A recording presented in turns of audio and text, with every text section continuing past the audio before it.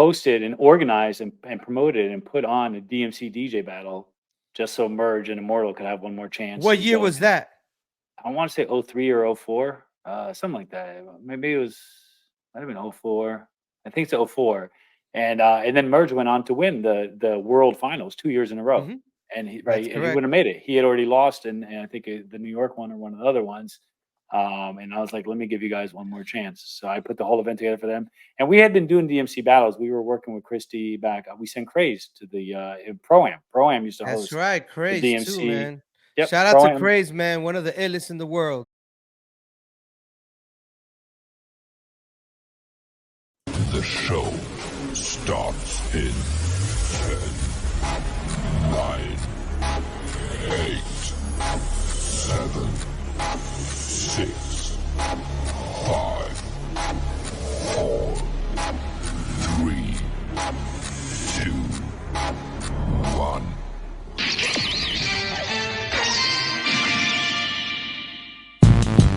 Yeah. Yeah. Yeah. All right, ladies and gentlemen, welcome back to Flash Talks, history worth listening to. Ladies and gentlemen, I go by the name of Flashback, and I have an amazing person, an amazing guest that I've been dying to interview. He goes by the name of Dr. Jonathan Fields, aka DJ Trails. That's right, and I know a lot of you guys know who he is. DJ Trails started organizing and promoting events in South Florida circa 1996. He has 25 plus years of expertise in producing, DJing, and hosting the largest breaking and special events across North America. Built one of the first breaking websites in the world in 1999, www.hiphopelements.com. First to professionally edit multi-angle breaking videos with animation for Pro-Ams 2000. That's right, Miami Pro-Ams. Designed and edited the first B-Boy magazine in the world in 2002. Associate producer for 4 Million Sports and Music Festival Beyond 2002. Associate producer for NAACP Youth Power Summit in 2004. Negotiated and consulted sponsorship with multinational corporations. This guy has appeared in TV, film, newspapers, magazines, online. Licensed original breaking music for DVDs distributed by international retail chains. 25 plus years proficiency in design and marketing with a degree in digital media. He has a doctor's and master's in acupuncture and Eastern medicine and a bachelor's in health and science. My God, this guy has a lot of amazing things. Licensed primary care provided in state of Florida, published author. He has so many certifications like functional medicine, stem cell therapy, regenerative medicine, for injection, orthopedic acupuncture, sports medicine, 17 plus years teaching martial arts to professional and amateur fighters, children, special needs, first responders, mental health counselors, corporate and wellness. And this guy does it all. Ladies and gentlemen, put your hands together for DJ Trails. What's going on, my brother? What's up, Flash? Thanks for having me, man. And that intro is dope, by the way. The intro got me hyped up. I was ready to go. Really, really? Yeah, I Wow. like Let it. me tell you, that is so much. Like, it's crazy because I've known you for so long, and it's trippy that the people that know you for so long, they might know you, but they don't really know you like that. Like, once you put everything on paper, you know what I'm saying? Like, and I missed a lot of things in the intro, and I'm making sure that we talk about that too. But wow, what an intro, man. And that's a bio and a half. And I know you didn't put everything on there.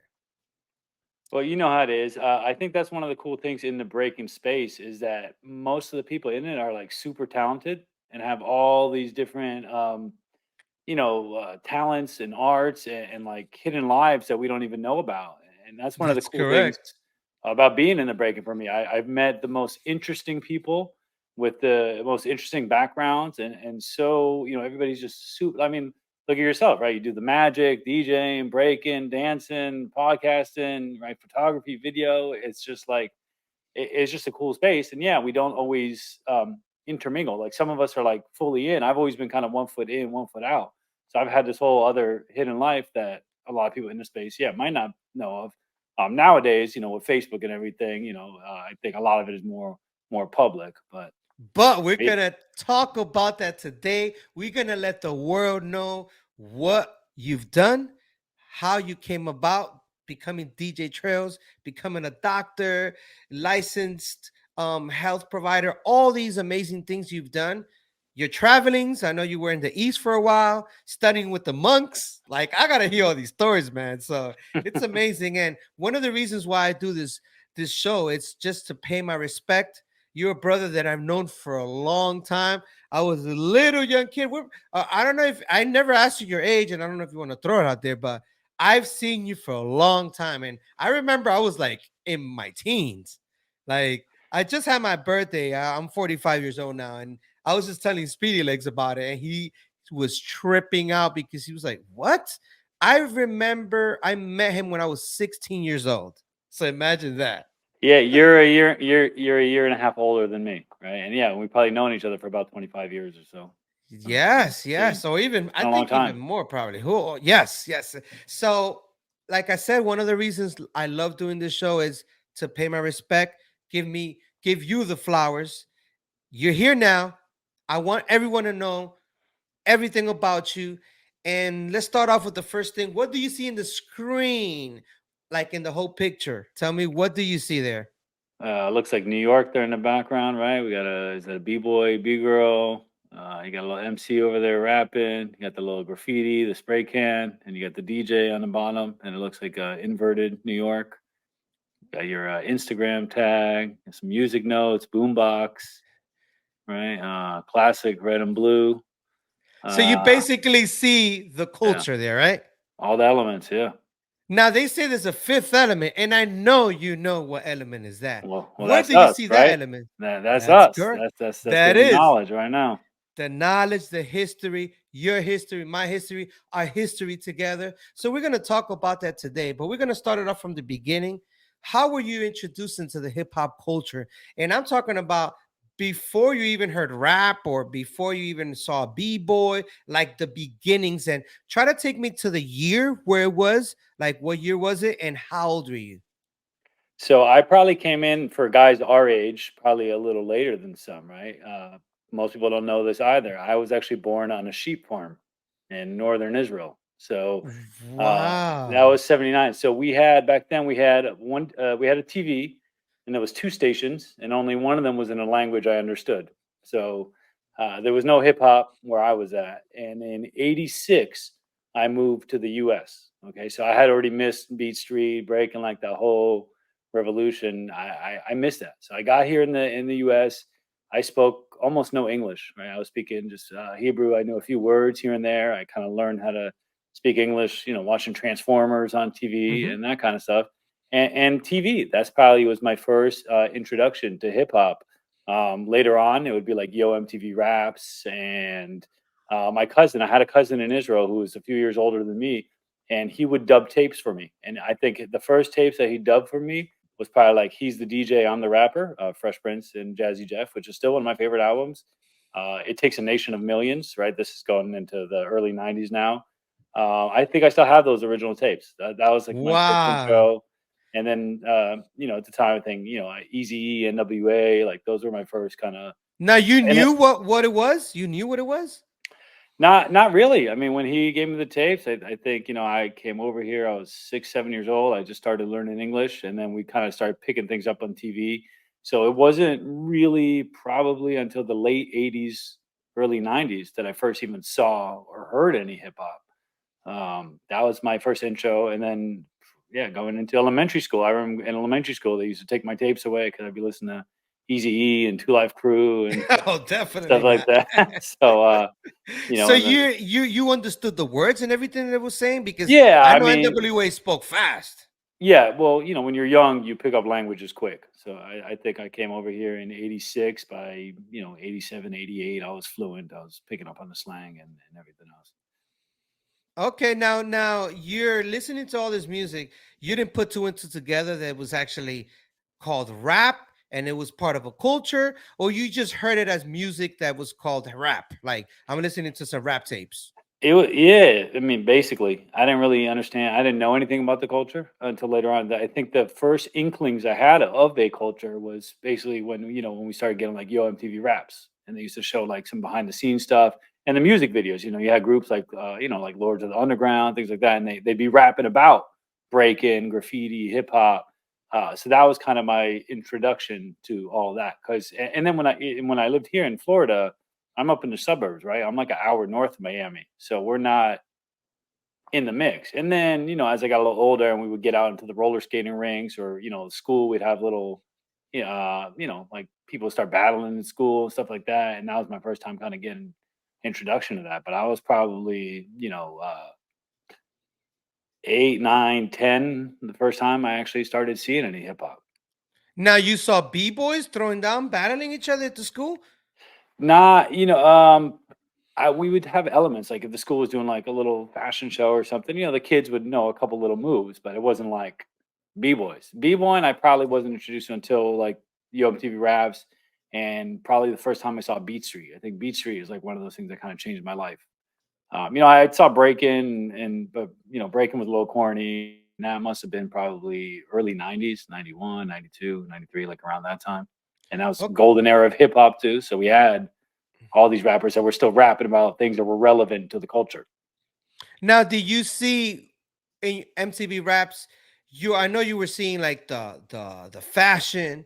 You saw how everybody was like moving, all the hands, and besides watching your MTV Raps, you hearing the music as well. Now, were you hanging out with friends or during the summer or around that time? Like, were you hearing it besides your MTV Raps? Do you have friends that were listening to that too? That will give you tapes or hand you tapes or stuff like that when you were a young kid, or it wasn't Later really? on, I think, I mean, there was a couple kids that were into it. We had a kid across the street from us that was a couple years older than us, and he was a New Yorker, from so he would put us down with like new music and stuff, and we'd watch MTV together and stuff like that. But it wasn't like it wasn't life, kind of like how later on we kind of evolved and just kind of took it on as part of our identity and made it like you couldn't separate us from the hip hop. It was just something we listened to. Okay, so now tell me the story of how you got incorporated of connecting all the dots of breaking, graffiti, emceeing, DJing, everything, even beatbox, everything. Just when you were like, wow, this is all together. Like, So, it- what year was that you were like that wow moment that you're like, what? This is all connected. When was that? so it was probably the early '90s when I got into middle school. I actually got into graffiti. That was probably my first. Besides listening to rap music, that was probably my first involvement in. And that's where the name came from. That's where trails came from, right? Just leaving trails. So I Oh, think I was okay, like okay. maybe 12 or 13. I had a couple tags before that, and then What was that? What were they? the first one was like Vandal or like a couple other little ones. Taste. Sometimes we would change them, like if we thought Now like you were tagging up or doing bubble letters, or you were doing pieces it already, was or it, not? it started with just hand styles. It started with just tags. So probably 12, 13, we started tagging. The other kids in middle school did it. We had some older kids that like were New Yorkers that moved down here, and so we would tag up on at school, on the buses, the little green boxes around the neighborhood, whatever we could. So we would get markers from the art store, and we got into just writing like that. And it still wasn't like, other than like I said, had seen it in Beat Street, I still didn't have a big connection to the culture like graffiti. And a lot of graffiti artists will tell you that too, right? Like graffiti is its own element. While it's part of hip hop culture, it also lives completely independent of hip hop culture. And there's a lot of graffiti Absolutely. artists that ain't got nothing to do with hip hop culture, right? Correct. So I think I was kind of on that boat for a little bit. And then when I was about 15, 16, I got introduced to the rave scene, right? We had like a lot of electro break scene here in Florida. Yep, I know And that time. right. So I started going down to Fort Lauderdale. I started going down to South Beach. I started going down to Miami and hanging out at the, we'd be sneaking out the house and using somebody else's ID to get in the club, because you had to be 18 or whatever. But they were kind of open, or we'd sneak into the club or whatever it was. Hmm. And at all the raves, there was always a circle. and people were breaking. And it was guys like Nightcrawler and Indelible, Lethal, Kid Blend, and some other guys that we'd see. And there was some house And you didn't know dancers. them yet. You didn't know them yet, No, right? I didn't. I didn't know them at all. But You would just run into them at the raves, at the ciphers. we'd see them dancing. We were just like, yo, it's incredible. Later on, I'd run into like guys like Troll. Who else? Those are some of the guys. All the And street masters like Pee Wee and all of them, or no? I mean, I think he might have even been younger than me, so he wasn't there. Yes, I Yeah, believe so. I yeah, believe so. yeah. So I'd see Aqua Boogie and these dudes. They had a crew at the time. Subterranean Dwellers was the name of the crew that he was in at the time. That's such an amazing name. Yeah, and but they had like house dancers and b-boys, and they would do liquid. He wasn't really even like a popper yet at the time. He was doing what they would call the liquid, right? Which is kind of like waving. Yes, but- which at the raves, I will see that a lot. Yep. Like the So- liquid. Like, is that the name they call it liquid because it was in the raves, or because I never heard liquid anywhere else but Correct. I Isn't that think that weird? was just our terminology from that scene, right? And it was kind of like a mixture of like popping and waving and raving and like house dancing, kind of like all mixed together. And part of it might have just been the lack of knowledge, maybe not having that connection yet to the pioneers and the ancestors and things like that to understand what everybody was doing. But Correct. yeah, that's funny. I haven't thought about that So- for a long time. Liquid. Yeah, so you're at the raves, you're hanging out, you're watching all that. I know everybody with the glow sticks and all that, and with the Vicks. I remember people Yep. sniffing, all sniffing that, the Vicks. all that. I So remember the- going to raves, and people would come up to me like, "Hey, man, take a hit of this," and I'm like, "What the hell Well, is that? It dude, smells like well- Vic Vapor Rub." Well, they would light it with a lighter and then blow it in your eye. too. Yes. one girl did that to me, and I was like, "What?" I literally thought like I got drugged with the craziest drug in the world. But I remember rushing myself to the bathroom, watching my face, and then I'm like, okay. But then when I realized my eyes were wide, like, because I guess if you put Vicks in your eye, hello, of course your eyes are gonna like be blown out like that. But Right. raves, you seen the raves, you seen all these dancers, and now were you introducing yourself, or you just ran into them and then you're not like, yet. hey, So DJ Immortal, I grew up with, and he had just started shout out to getting DJ Mortal, man. I haven't seen that brother in forever. Yeah, so he's still around running the Scratch Academy, DJing all over the place. So I think we were friends since middle school. We grew up in the same area and we were into the music. We used to go to the raves together. And I actually started promoting and throwing like little mini raves in like 96, 97. Really? What And, was the name of the yeah. first rave? The first big one I did was called Spring Breaks. And it was actually at Salvations on South Beach at a big club. And then That's before that, a dope name. I did Spring Breaks? Yeah, Spring Breaks. I Wow. actually designed the flyers, and Florida had, even in the rave scene, it was breakbeats. It wasn't house. It wasn't That's techno. correct.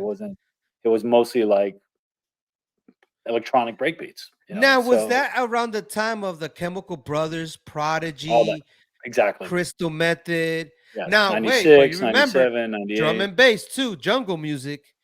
Was That was that big around here, the too. same time? Yep, drum and bass was big here in Miami. So when you had Aphrodite and all that. Exactly. But we had a local crew called Soul Providers, LP, Element, a bunch of these guys, and they were like the local drum and bass crew. But every time you'd have like a big event, there'd be like the breaks room, there'd be like the drum and bass room, and there might be like a house room, or so there'd be different arenas and different types of styles of DJs within the event. So that was always kind of like part of it. But the break beats, kind of reminded me of like the NWA beats and the Public Enemy beats, right? Because it was all kind of like samples of James Brown beats and That's stuff like correct. that. They were kind of speeding up, and look at Chemical Brothers, Uber Zones, all that. It was a lot of it is just samples. It was that they like kind of fast remixed. BPMs, right? 130 beats per minute, like Planet Rock Mhm. type of stuff, but Yes. heavy on the breaks. So I remember that actually the first event we started breaking, it was this event called Technobabble at the theater in Fort Lauderdale. And Mortal and I were there, and we get home at like 6 o'clock in the morning, and we were watching people break all night. And then we get back to his house or my house. I don't remember whose house it was. It was like 6 or 7 o'clock in the morning. And he's like, "Oh, I used to break, when I was a little kid," because he was here for the 80s, growing up in Mhm. that. And then right there, we just started practicing and throwing down from there. And then A year or two later, I used to work at Fuddruckers, and I had my little name tag. It was graffiti. I had my name on it, John. And this chick walks in one day, and she's in line, and she's looking at my name tag, and she's like, "You stole my N." And she was a writer, and she was trying to call me out, saying I was biting her N Oh, on my snap. For name tag. real? Yeah, yeah. Her name was Leia. She used to write Nina. And I was like, "Yo, it's my N," whatever. And we started talking a little bit, and then I was at another rave. Um, I want to say, yeah, it must have been like '97. And I ran into her, and she handed me a flyer for the first pro am for the '97 pro am. Wow. So I was like, "This is super cool." I had never been to this kind of event. I had only seen Breakin at raves or like little house parties. I'd Do never you still been have to. that flyer? Yeah, I got it somewhere. Yeah, I'm sure I Oh do. man, that's amazing. I had so I looked at the lineup, and there's like graffiti day and this day, and I was like, "Yo, this is crazy." And I think I must have been maybe 17 at the time, 16 or 17. So Wow. the battle was in the mall in a record store. So I get Immortal, I get a couple of my friends, I drive us down there at the 163rd Street Mall in Specs. We get down there, you can't even see anything because it's in a record store, and people are climbing Yep. on the shelves, and stuff is falling over, and we see Ground Zero, and they're like 2 feet tall, like they must have been like 10 years old or whatever. But also, I'm seeing Storm, and I'm seeing Ken Swift, and these dudes from Beat Street, and all this. And I'm like, this is insane. I'm like, this is, I learned about the whole culture. And we buy a Battle of the Year tape. I think we bought the '96 Battle of the Year, and That's we right. and we study that, and we're like, oh my God, in Europe, they got these arenas full of people, and it's breaking like to levels that like I had not seen since, maybe in the movies, but this is already like next level now in the '90s from, based compared to the Beat Street moves from '82. So that really got us hyped. We started practicing, and then almost a year goes by, right? And I kind of forget all about it. We're breaking at the raves now, and I started throwing raves. I threw my first rave. I think March '97 was the first big one, and I threw some park parties before that. One at an Indian reservation, which was pretty cool. There was like alligators and deer, and What? yeah, we threw a rave like at this Wow. I could just Indian village. imagine. I can imagine the people that attended that event. Yeah, the people that ran the place were not too happy because there was people trying to sneak in over 12 bucks. Some dude jumped into a huge alligator pit and like almost got eaten because they were trying to save the Oh, $12 of getting in. Somebody hopped in with the reindeer, and the guy that worked there was like, if the reindeer attacked him, I'd have to shoot it. He's like, the reindeer's more dangerous than the alligators. He's like, they got the horns, they got the feet, they can yep. pick you. He's like, I will save him from an alligator. He's like, they get in there with the reindeer, I gotta shoot it. They had a little bit. I caught a girl going into a cage full of baby bobcats. I was like, "What are you doing?" She's like, "Oh, they're so cute."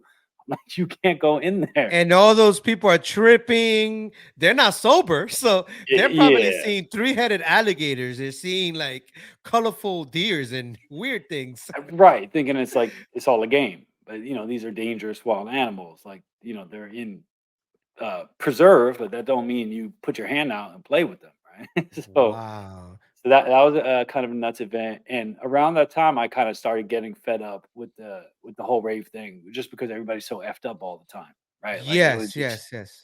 so like at that point, I was already like we were into the music, we were into the graffiti, we were into the DJing, we were into the scratching, and we didn't need all that other stuff anymore. That's We correct. Now you wanted knew to. already the elements, everything already? Yeah, it was coming together. It was coming, yeah. Because at this point, I'm in high school. I got Subway art. I got Spray Can art. We've been watching MTV for a while. Like I said, we have been a pro am. We seen Because you Battle of the mentioned a Year. record store, and I went to the first pro-am, Mm. and I It and was a I'm trying CD to. store in the mall. Yeah, It and was in now what's the Specs, the one on 163rd Street stage? Mall. What pro-am was that? That It was was that on was that stage. was the second one. That was '98. That was at Power Studios. That's correct. That's Power correct. Studios. That was, and I'll get to that next because there's a really cool story about that. That was the first venue in Wynwood that had music and art. Now Wynwood is, worldwide known for all this kind of stuff, Wow. for art. But back then I mean, it was scary. Like I almost got robbed a few times just walking through Wynwood. It was super hood, and it was all like just like body shops and mechanics. There wasn't art studios and bars and clubs. There was none of that. There was that one venue. So anyway, I'm getting more and more into the music and less further away from the rave scene.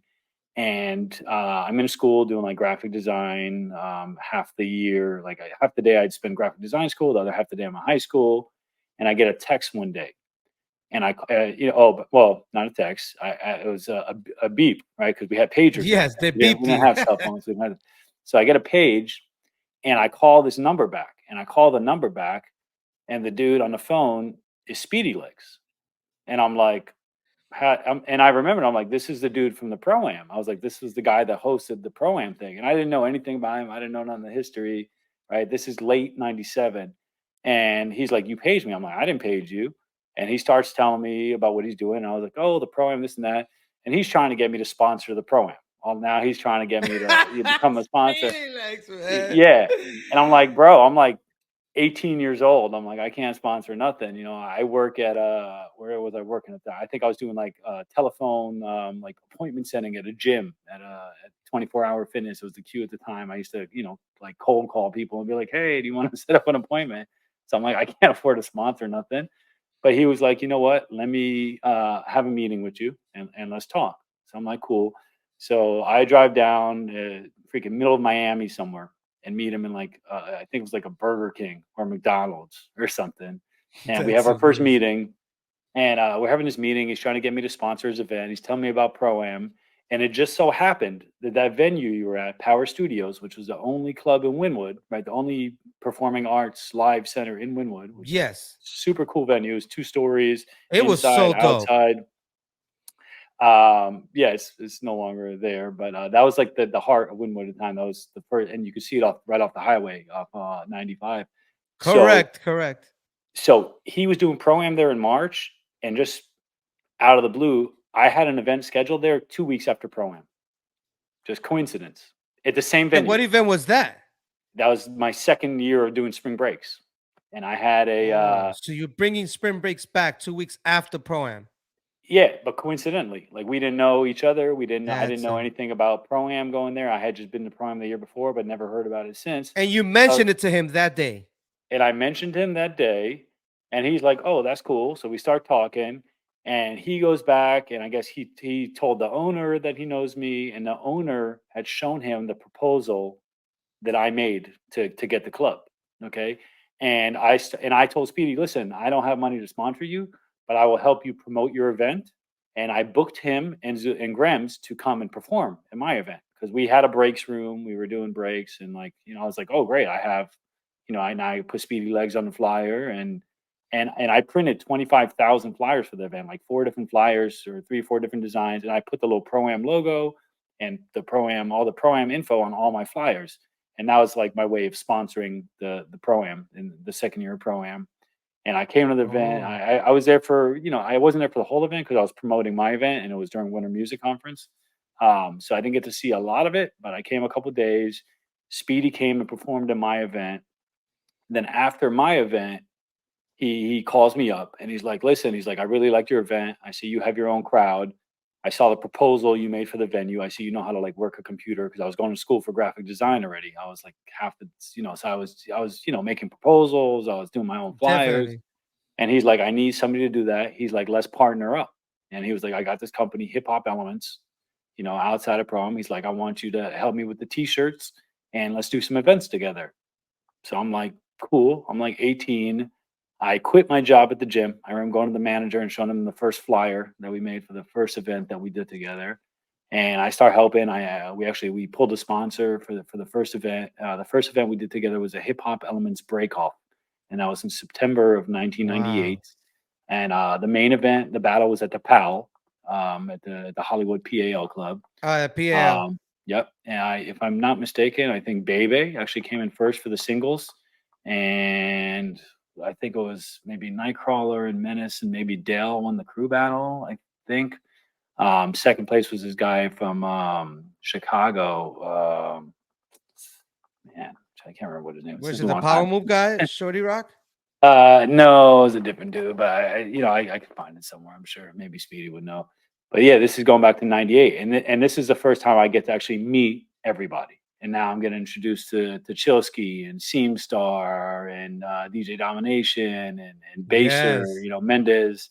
and all the Miami dudes again to kind of meet them and be involved in the event.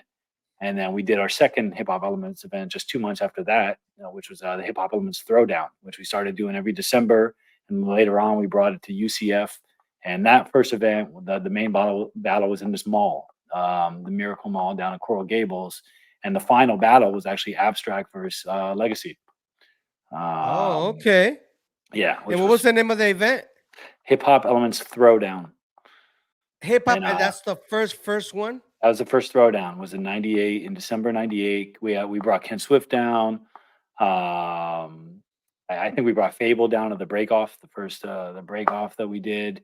And we were doing we had DJ performances. It was a pretty dope event. We had a good turnout, and then I was hooked. Like I went from being in this rave scene where it's like not really a positive atmosphere, right? Because you had all the drugs and problems with police and people and stick up kids and all that kind of stuff. We had a Fever crew out here would be robbing people at the raves, and it was pretty nuts. And the authorities were starting to come down on that scene at that time. They started kind of slowly started dying down. And this is before Ultra, right? This is pre Ultra. I think Ultra started like the next year, like 99 or 2000. There was a big festival that we would go to in Orlando. Now, was it around this time right here? What's that right there? That was a couple of years later. That's 2003. That was. Oh, look at that. So that's way. And look how young you look up there. Yeah, man. that was 7 years later. I'm already 7 years deep in there. So this was at the Rec Center on 21st Street in Washington, where we used to do the dollar jams. This was one of the first dollar jams. Speedy ran a dollar jam there for like at least 6 or 7 years. I hosted a DMC battle there. I sent DJ I Emerge to the first DMC battle. Wow. So. Shout out to DJ I Emerge, man. Yeah. From Marco Island. Right. Yeah. That's the man. Yo, I haven't seen him in forever. It's crazy because I ended up meeting him in 2002. And we were like buddies because, the guys, Zone, from Fort Myers, Ray, Ozone, all of them, they all were part of like this same crew. And do you ever meet Dirty Dave? Yes. Dave, he used to play the drums, right? Yeah, he played the drums. Yeah. So all that whole crew, I started flying from New York to the summer and hang out with them. And I met Merge, and then he started taking us to different like DJ events that he was winning. And I remember in the car, he'd be like, watch, man, this is easy. I'm going to win this. Win it. Goes to another one, wins it. Then we're in New York. He goes to another event, wins it. Then he ended up moving to New York. And then he had an apartment down in the village. And that was like our hangout. Did you ever go there? Yeah, I was there. Yeah. Yeah, I was actually there. We were at his house one day with Bambaataa there. We were actually at the house. We brought him over there. Look at that. And I was already a Zulu, so I knew everyone involved. And I couldn't believe I was hanging out with like the best. I was like, this is the best DJ in the world. Because remember, he kept winning and winning and winning. So before he was winning, before he was even a battle DJ, Immortal was actually the one that taught him how to put routines together. And he was in a crew with Immortal and K Razor, the guy in that that was DJing there, and the other guy in the yellow shirt, SPS, which is part of Black Violin now. But they had a crew called Fader Ballistics. So we met Merge at M Zone in '99. I want to say I DJ'd Clowns event, Battle Cry.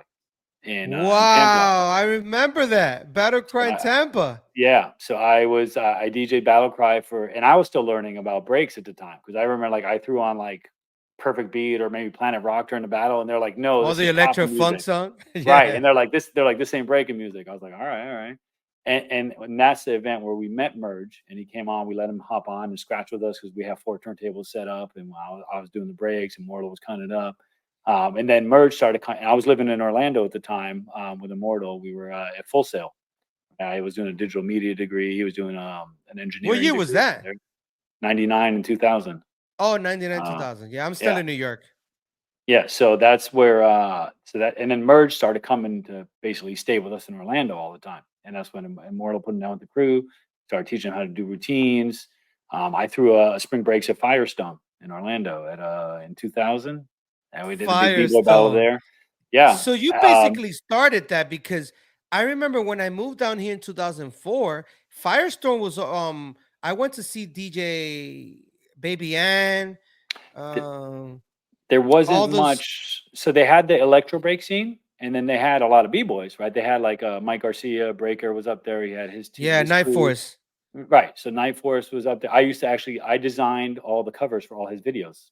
I did all his video cover graphic design. Wow, Yeah, for man. all his learn how to breakdance videos. Like I designed all those for him. That's Um, amazing, man. so See, I'm learning something new every day, man.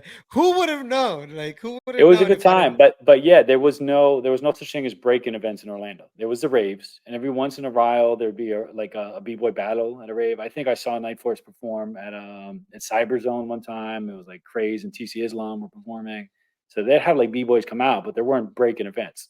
So at least the first break-in event that I knew of that where we started doing them regularly was the one that we did at Firestone, the Spring Breaks 2000, and then after that. When they started the UCF Elements Club for like 4 years, Speedy and I were the ones that did all the events there. The UCF Mhm. Elements Club, before they really knew how to do events, they hired Speedy and myself, and we did like 4 or 5 hip hop elements throwdowns at UCF. So we came in there and we taught them how to host events, how to, do b-boy events, how to do the rap battles, and it would be guys like Matt Ills would come and like win the rap battles. Um, and later on they kind of picked up and kind of learned how to do it, and that inspired the guys in Gainesville to do their the club over there, the collective or whatever. So then they kind of learned from our events up in Orlando and started doing their own events. And obviously in Orlando you had a lot of crews. You had Mind 180.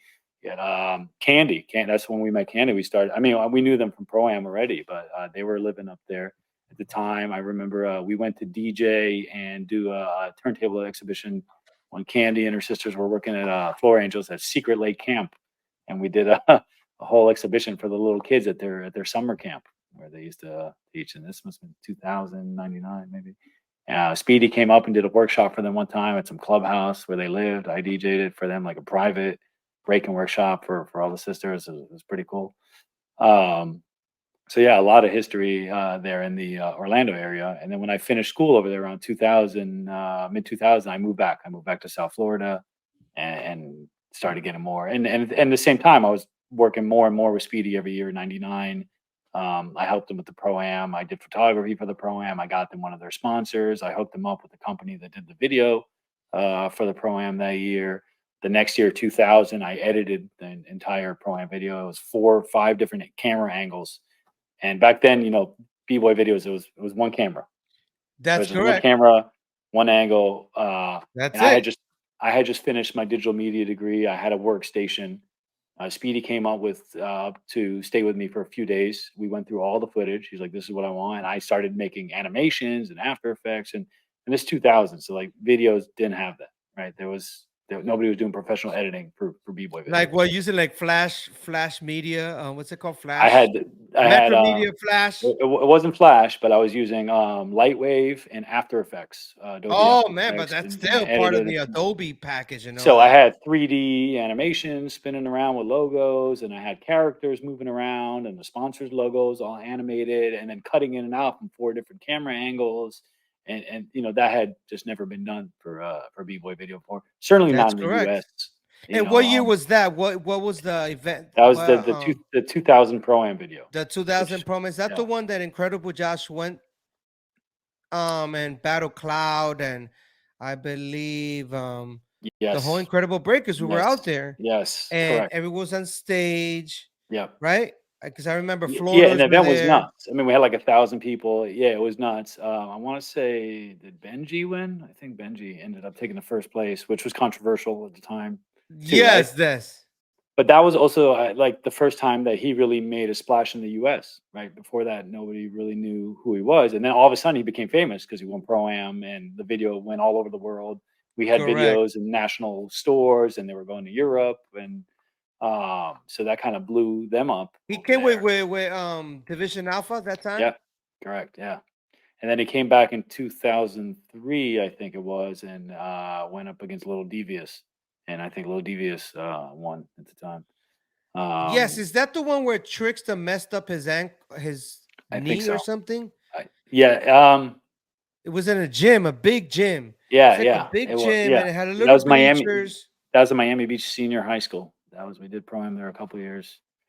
And never Mach turned it 3 on. was there. B-Boy Mach Yep. 3, Jay Skills. Exactly. I think they battled Beta and Bebe, right? Those were the classical years. I mean, that's I think 99 through like 2003. The event was just huge. We would get like Man, 1,000 people, that's and and you'd have everyone knows about that.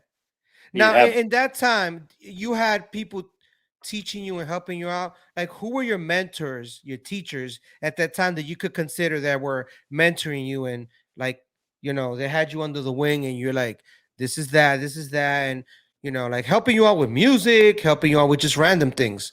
Who would you say that, or who would it be? I was really, really lucky. I love that question. I'm glad you brought that up. And I think that's part of what's lost, part in the culture today. Everybody wants to take credit for everything, but they don't want to give respect, right, to their grandmasters. So because I was kind of tied in with Speedy and the pro am, I got to be around the best of the best, right? Like at this time, because of who Speedy was and who the pro am was, we'd go up to New York, and I'm the headlining DJ for the Zulu Nation anniversary B-Boy battles in 2000, 2001. I DJ the battles, right? That one of the years I was going record for record with Bam, right? So I'm getting to learn from Jazzy J, which I think is probably one of my favorite DJs of all time ever. I just love. Technically not the best DJ ever, but I just love the way he spins, the way he puts records Party together. music, the way he DJs for like a party, like that He party has style. so much fun with it, bro. That was one of my biggest influences. I got to see Lacey, right? When Lacey first came and Pro-Am made Lacey. Rest in peace, Lacey, in man. the US, one of the right? greatest. James, I got his record right back here with the artwork by Dan Deuce right over my shoulder over there. Look at that. And his timing was impeccable and his selection was dope. The thing rare, nobody heard those selections. We had that respect level though, because I was getting schooled by these guys, and they're like, "You don't ask." They're like, "You don't ask what records we're playing. You can't look. You couldn't be over there like, yo." Yes. They would be like, "Back up." And they would be taped on the names and the artist name. Correct. It had the the labels. Now over in them, Serato, you could put invisible. You could put that. You can, but now everybody has Shazam. That's right. Right. So you could Shazam a lot. Back then, like you would beg for a DJ to tell you. And for me, it was like every year, like my goal would be to like, can I impress Lacey with my selection? Can I show him that I got a little better? Oh man, I got to see from him. Seamstar, Chilsky, all these dudes, and I would get to hang out with Speedy in New York and down here, and we'd be spending the whole week with Ken Swift and all these old school New York OGs, and King Opera and all the Zulus and K1 and Frosty was like a good friend. So I got to hear all the stories from back in the day, and Lino was always super cool with us. And we do events in Atlanta, Honey Rockwell, and back then it was I'd see from Slinky and Theodore and all these dudes. Do you get to mess around with Scribbles when he was Invisible Scratch Pickles with Slinky? No, but Slinky was good friends. So we did a lot of events together. He DJ'd a bunch of our events, and Speedy D. We used to work very closely with Speedy D. That's correct. We did a bunch of events together. Like he hosted one of the pro-ams in New York up there with us. We did. I was part of the staff, by the way. Yeah, for the pro-am in New York. I remember. And then you did the did you do the cage match with us too? Or you didn't go up there? No, I was there. I DJ'd the battle. Right? Yeah, I DJ'd the battle. That's right. You were the DJ. Yeah. What am I thinking? It was me and another guy. I was so focused on working because I was the referee for the battle. So I was like really into the character. I was like, I'm the referee. That was a dope event. And I edited the video for it later on. But yeah, and then we did a DJ battle. Actually, I Emerge won the DJ battle there. Right? That's correct. Oh no, wait, no, he didn't. He lost to Elf 7, but he should have won. I think the dudes were kind of. Well, for me, he won because we were homies, but for me, I was like, man, he won that. Technically, that's why in my brain, I always kept that he won that. Look, you just said it right now. You thought he won. So rest in peace, Yoda. Right? But he was one of the judges. And I think they were a little on him because he was winning everything, and they kind of just thought like his ego was kind of growing out of control. So I think he took the L on that one just to kind of bring him down. I remember how he fell after that. I remember the behind the scenes with him. Yeah, he should have won. But yeah, I helped produce that event. I got the sponsors. I was the one that brought Lipton Brisk into the Breakin scene. Right? Lipton Brisk. I met them. Right. And then later on, Legs took them, and Legs went and did the whole tour with them, which was our idea that they ended up stealing from us. You know, but I Like met everything them. else, right? The culture vultures, corporate companies come, bam, bye bye. Yeah, That's we designed this whole massive tour for them, and they kind of just ripped off all the ideas and sent me a check for like $500, and we're like, thanks. So, so at 20, how old was I, man? I must have been 22, 23. I was taking corporate meetings at Pepsi headquarters, asking for $1 million in sponsorship. You know, wow, man. so that So it now, if you wasn't will mention the 7 mentors, mention 7 because you mentioned a lot. You know what? Let's Lucky go to Strike. 5. Oh, Lucky oh Strike was man, rest in definitely. peace, So Lucky Lucky was Strike, family. man. Lucky helped us tremendously. Lucky put us down with everybody in New York. Lucky would bring He was the sponsors one to that the put me table. down as a Zulu in '94. Same, right? So he's the one that put us down with Zulu Nation. He was Speedy's Connect. He would come down to Pro Am and work with us. Yeah. So we learned a lot. Yeah, rest in peace, Lucky, man. He Now, was did you ever go to his house? we used to sleep at his house. We Oh, would you when would we stay were at the museum. well, I call it the museum. when we went up to New York, we would sleep in his little basement over there on Yeah, 170 in the was basement. 176 in Grand over there in the Oh, Bronx, you right? even remember this Yeah, street, man. man? That was the hood over there for me. I'm coming from the Yeah, you're suburbs from walking around, Florida. looking around like they And might think I'm a cop. bro, people even and back then, right? And this is the early 2000s. I'd be up in New York, and even we'd be doing jams in Brooklyn. And people are like, Yes. and people would literally come up to me and be like, "Oh, I look like some white kid," and they're like, "You feel safe here?" you know? And Or if not, they'll be like, "Are you a cop?" Or they're yeah, checking you well, out if you're a cop. dude, I got that a few times too, right? And I'm like, bro, I'm from Israel. This ain't, I'm like, we That's got right. bombs Like, dropping. I'm like, I ain't worried about getting stuck up and then, plus, you had the what's hand wrong. skills too. Yeah, we had the martial Which arts a lot of background. people don't know that you got like a really dope background in martial arts, and that's why when I first met you, and we just started talking, I have a background in martial arts Yep. too, but all the stuff that you've done, man, is so amazing. So now all those people that you mentioned as mentors, you cannot say 1, 2, 3, 4, 5 mentors, right? Because there's so many pouring, There's a giving lot. you If I so had much a, stuff, right? yeah, if I had to put 1, 2, 3, 4, 5, right, I would probably say like Speedy, Lucky Strike, were probably two of my main mentors. Immortal was the one that really kind of pulled me into the DJing. Graffiti, there was guys that weren't really well known or anything, but then I got to learn and kind of just see what like guys like Chilsky and Sarah were doing and just kind of, learn by association. Dash was Dash. when he was in New York, so we would stay with him Yes. sometimes. He's Chilsky's cousin. So and Oh, he's, I didn't know known that. him. I didn't know Yeah, Dash was Chilsky's Dash cousin. is Chelsea's cousin. Oh my God. That's You family see, right this there. is a puzzle, man. That's the reason why I'm doing this Hmm. show, because I'm literally grabbing puzzles and putting them kind of like, in the martial arts world. We got our masters, then we got our grandmasters. And it's kind of like in the martial art movies that you gotta find the tree, the family tree, Yep. and what style you come from. And you could tell by the way you move. You're like, oh, I could tell you did it the tiger style, or and the other person. So that's so dope. I did not even know that, man. So but carry on, carry on. Yeah, so we would stay. He put me on a couple, did some bubble letters for me early on, taught me a couple little things. I kind of went the other direction. I got more into the graphics, more into the business end and the promotions of the events and stuff like that. But we would stay with him, and he would come to all the events and hang out. As far as just being able to just play whatever I wanted, whenever I wanted, and not worry about anybody, I would think Mm-hmm. Bam was really one of the guys that instilled that. I mean, it was just like, don't care if people like it or not. Like, you're the DJ, you're the selector. You play what you want to play, right? We don't take requests. It ain't that kind of party. Like, if you could find a dope break or a record that you like, you feel it, just kind of play it. So and seeing the Zulu anniversaries was like super inspirational, right? So just Yes, seeing man. being involved, going to the panels, even though some of the material on the panels was questionable at times. Yeah.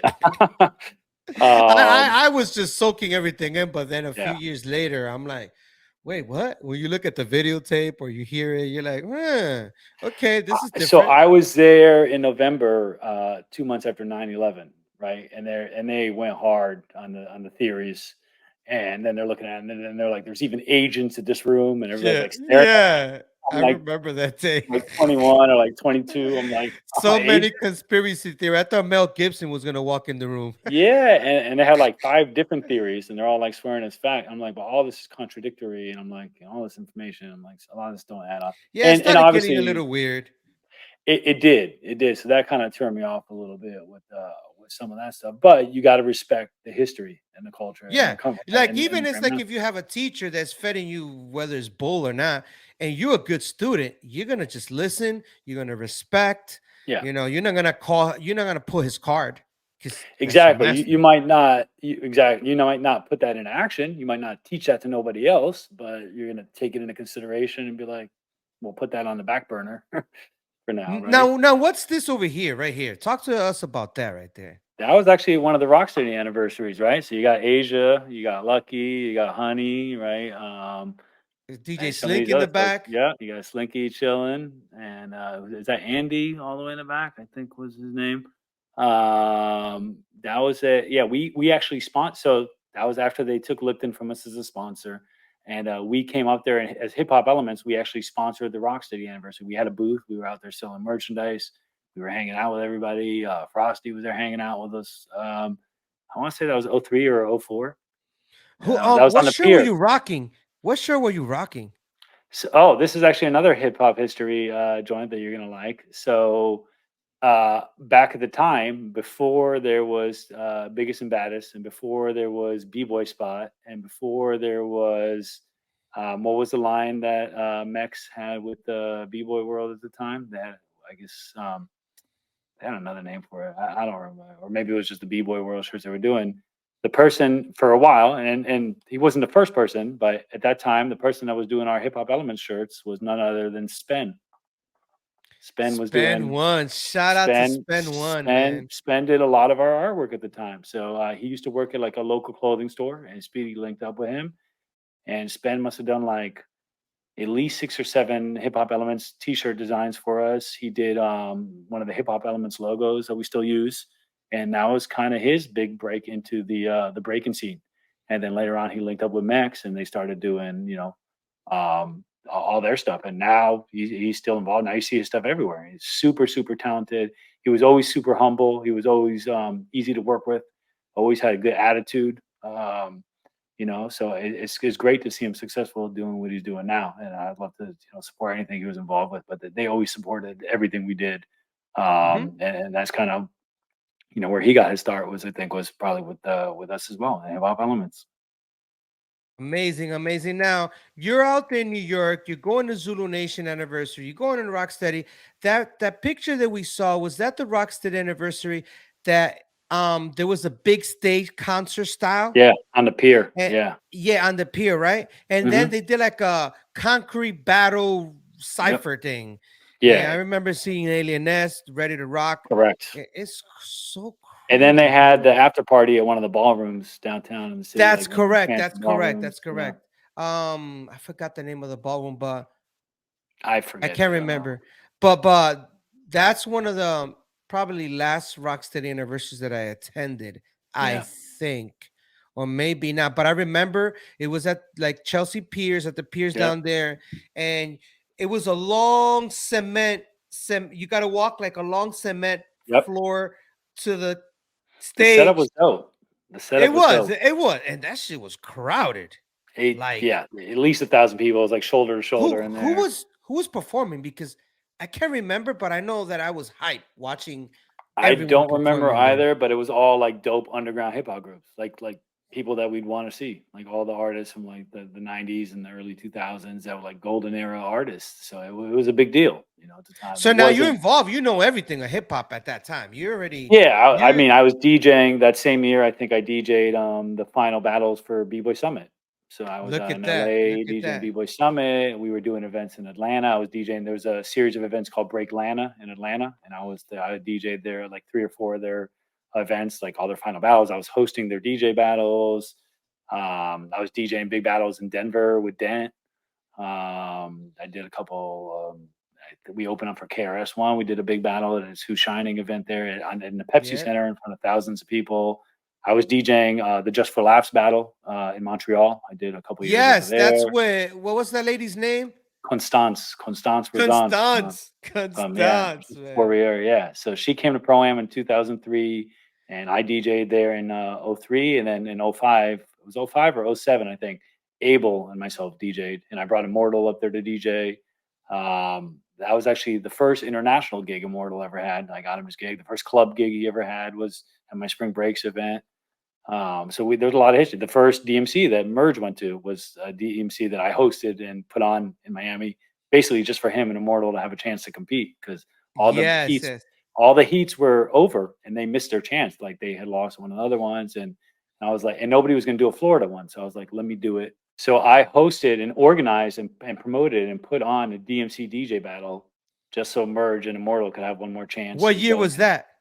I want to say 03 or 04, something like that. Maybe it was, might have been 04. I think it's 04. And then Merge went on to win the world finals 2 years in a row. Mhm. And he That's and he correct. wouldn't have made it. He had already lost, and I think the New York one or one of the other ones. And I was like, let me give you guys one more chance. So I put the whole event together for them. And we had been doing DMC battles. We were working with Christy back. We sent Craze to the Pro-Am. Pro-Am used to That's host right. the Craze too, DMC. man. Yep, Shout out to Pro-Am. Craze, man. One of the illest in the world. So Mm-hmm. for me, Craze is one of the best, man. Like Craze 100%. is amazing, man.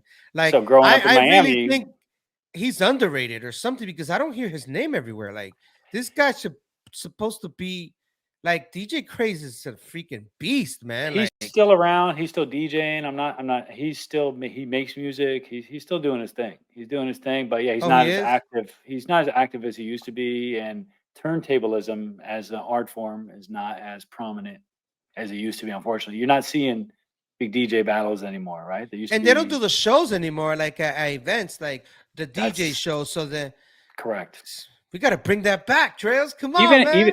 Even at the B-boy event. So like for years at Pro-Am, like they were like, you want to have a DJ battle? They're like, it's your problem. They're like, you deal with it. They're like, Stevie Yeah, and the Grants were like, they're like, we're gonna do the B-boy thing. They're like, you want a battle? They're like, you gotta host it, you gotta organize it. And I'm like, cool. So that was one of Immortal's first big battles, was he won in Pro-Am 2000 at the park.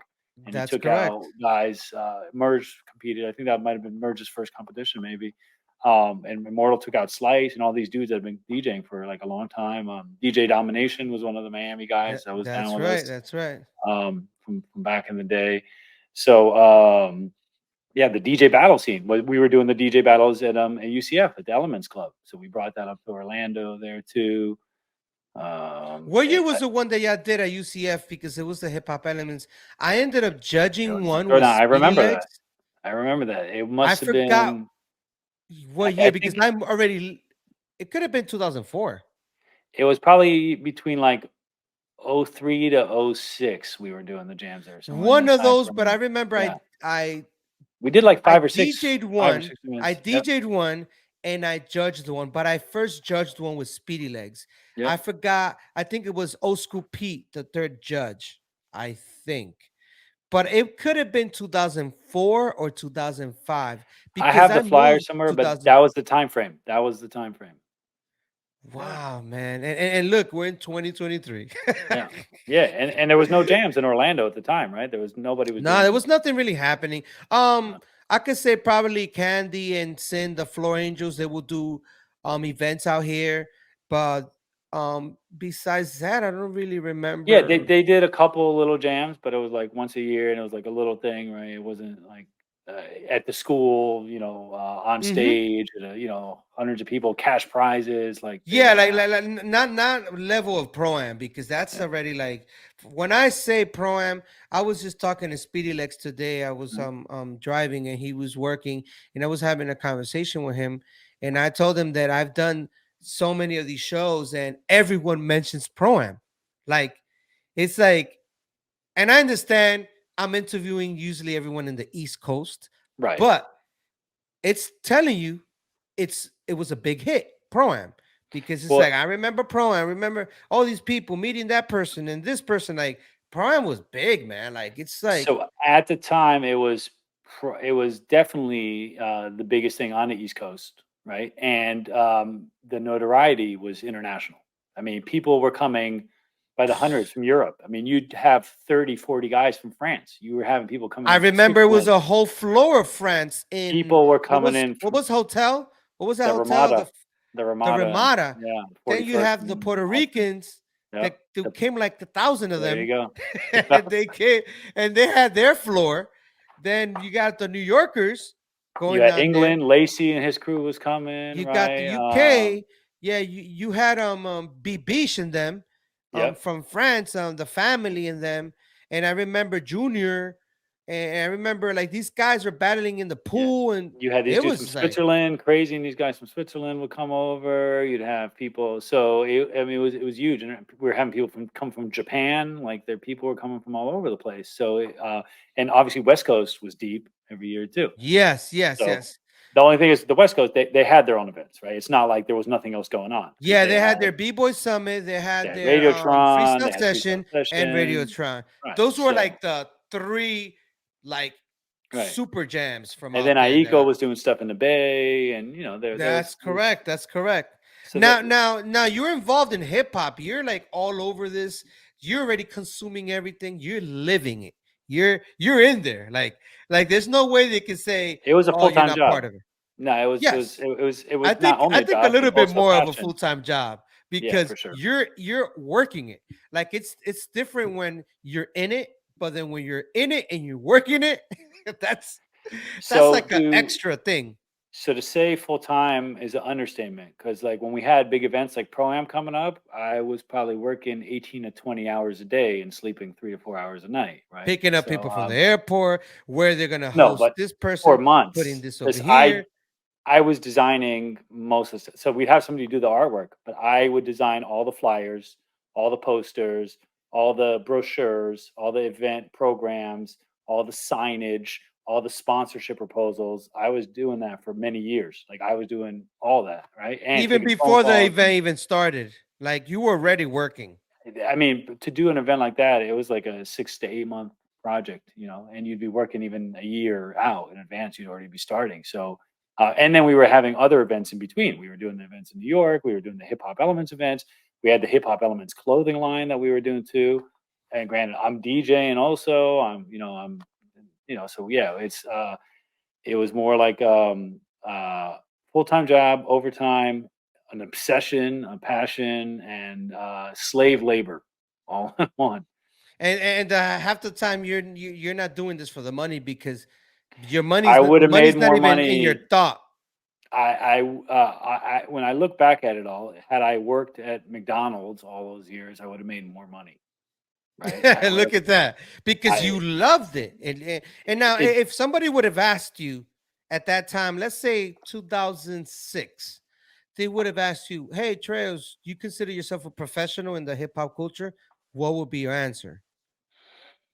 Yeah, definitely. I mean, it was like you said, it was more than profession. It comes to the point of like severe obsession, right? Like when Absolutely. you're at that point, we were kind of full in, and you can't even think about it. I mean, you're dreaming about hip hop, right? Like Everything, everything is hip hop. Like even when you go home, you know that something hip hop is gonna happen at your house. Like, so at that time, I was in a little condo, and I had about 5,000 LPs in a little condo, and there was no furniture in the living room. It was my studio. I had the turntable wow. set up and the computer, the editing station. The entire walls was just records, wall to wall records, and all my pro am paraphernalia and event passes hanging. It was like Lucky's little Yeah, museum. yeah, that little museum, man. All right, I hope you guys are enjoying the show right now, but this is gonna really help me a lot if you guys subscribe, share it, post it. This is not only gonna help me, but it's gonna help the hip hop culture. So, on that note, we're gonna carry on. That Amazing. Now, was if you can go back to being a rookie, what would you tell yourself and why?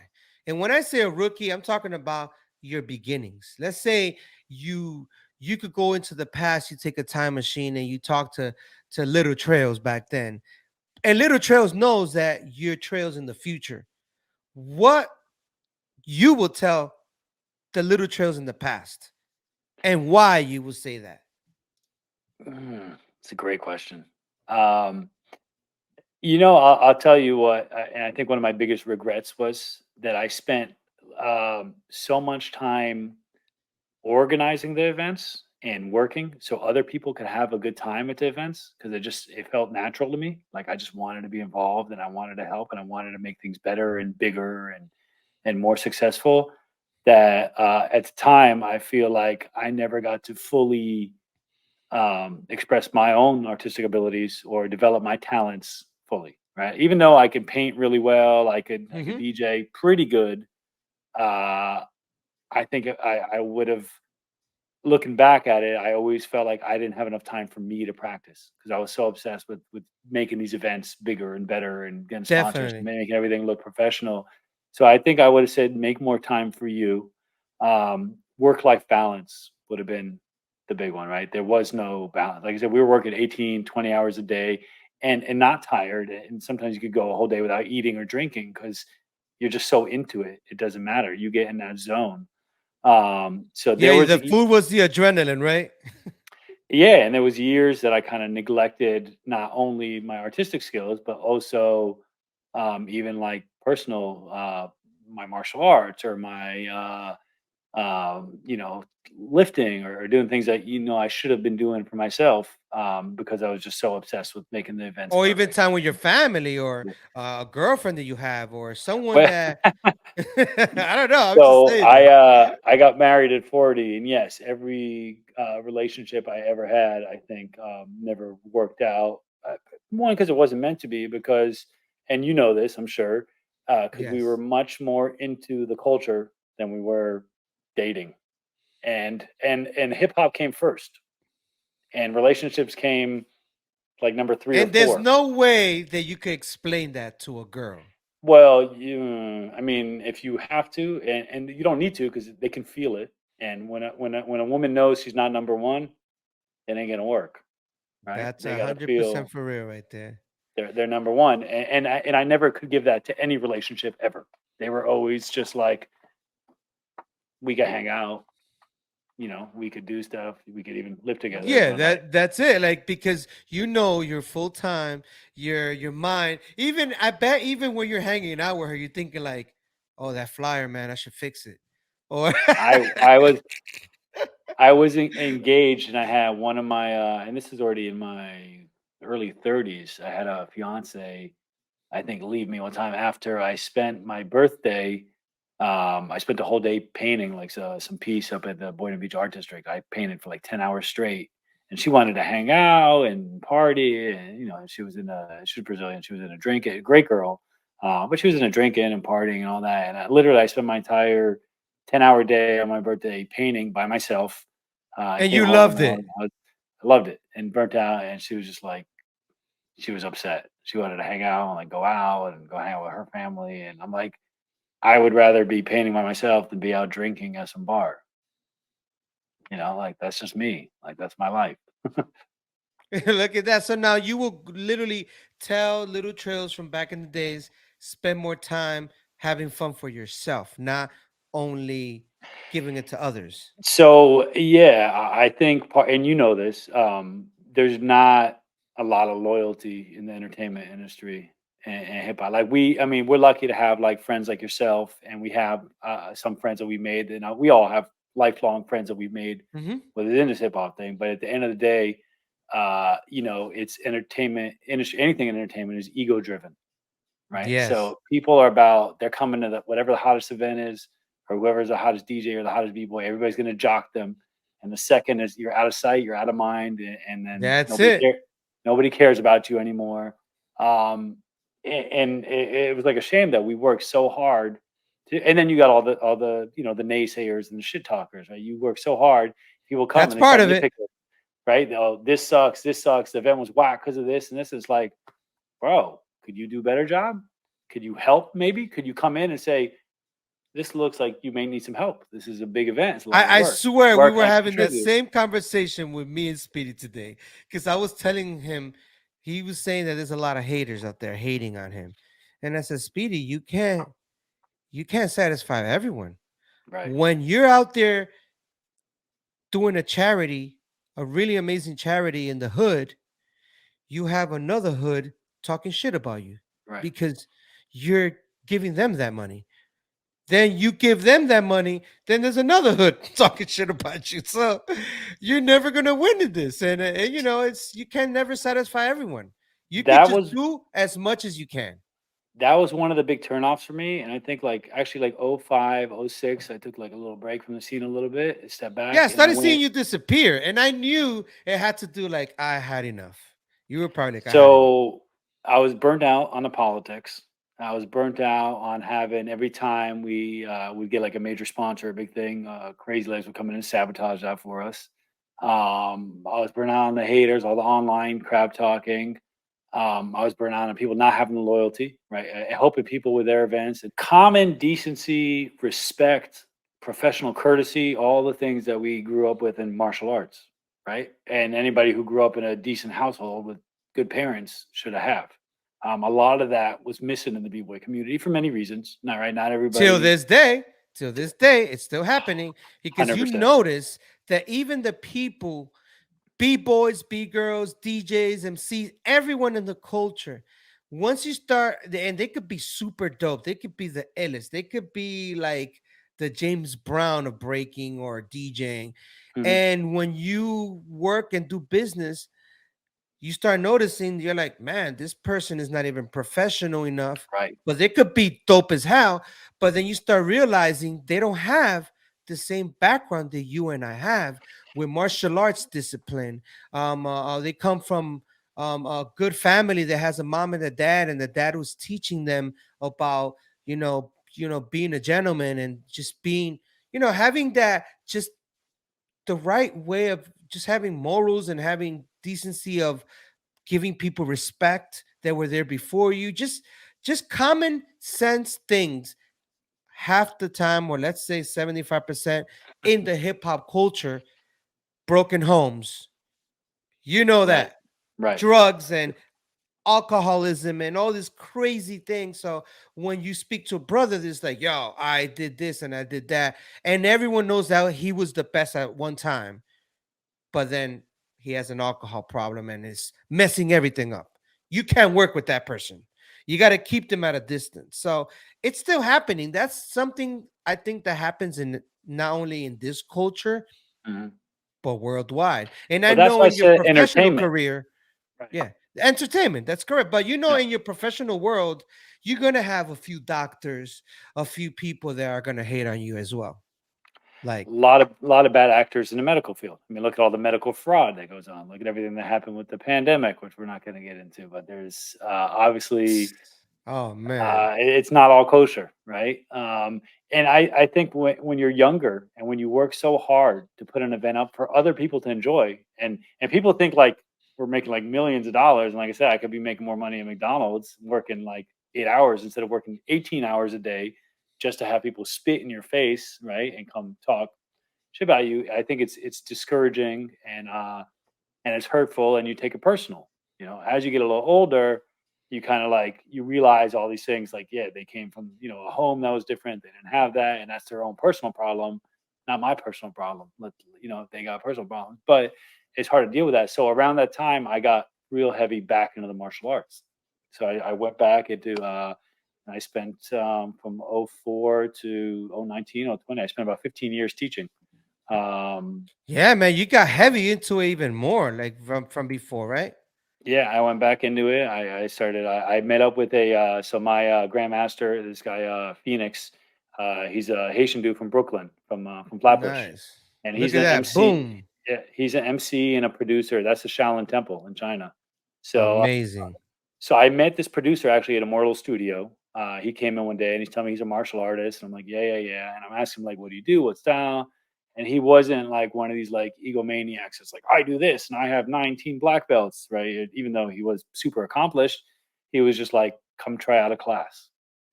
He's like, come see it. And I'm like, yeah, yeah, whatever. I don't have time for that. I'm too busy making flyers for Pro Am and trying to run my little graphics What business. year is this? This must have been '04. Okay. '04, '03. And I ended up going to one of his classes. And at the time, I was in the gym like 5 days a week and thought I was in good shape. And I came and did one of his classes, and they got these like 12 and 13-year-old kids. And I'm struggling, bro. And these kids are like more What? fit than I am, and I'm in my 20s, been working out, training my whole life, and I'm like, bro, I'm doing the wrong thing. So I pretty much I should never stop lifting, but I went full into the martial arts and went back to training like 3-4 hours a day. We actually opened a dojo together. I started teaching. I moved my office, my graphic design business, into the dojo. We had that open for a couple of years. Hurricane Wilma destroyed the place. The roof caved in, all the students scattered. Oh, wow. From then we moved the program into a community center for like 7-8 years. And then we were in a community center, and then we moved into big MMA gyms. And then we were teaching in some of the biggest MMA gyms in South Florida, working with a lot of the UFC guys and stuff like that. And then I was super active up until probably right before I had my first kid about 3 years ago. Where I opened a new facility, my new medical facility, and I had to pull back a little bit. Um, and before that, I was in school for 6 years straight, doing my master's, my doctorate, and my bachelor's in acupuncture and Eastern medicine. But yeah, that Kung Fu picture was actually in Shaolin Temple. I went and lived in the Shaolin Temple with a Shaolin Shifu. I was 2016, I think was the first year I went, and I had already been studying with my other teacher here for 12 years. And Is I that had him right there? Who's that right yeah, there? so that's Shifu Shi Jun. There's actually a clip of him on the Joe Rogan show, him and Killer Mike watch it. He kicks some dude in the face. It's pretty dope. Oh, I seen that. Yeah, where the guy like drops his hand and he kicks him in the neck real fast. Like, Yep. so that's him. That was when he had his facility. It was like walking distance from the original Shaolin Temple, from where the actual. It was in the temple park like grounds, right? So I went there in 2016. I organized a group of acupuncture students, and I took 9 students from the U.S. and we went over there and we spent a month, and we did 8 hours a day of kung fu training. And then for Wow. lunchtime, we would have we'd start at 5:30 in the morning. We would do half an hour meditation. We would do half an hour qigong, half an hour Tai Chi. Then we'd have breakfast.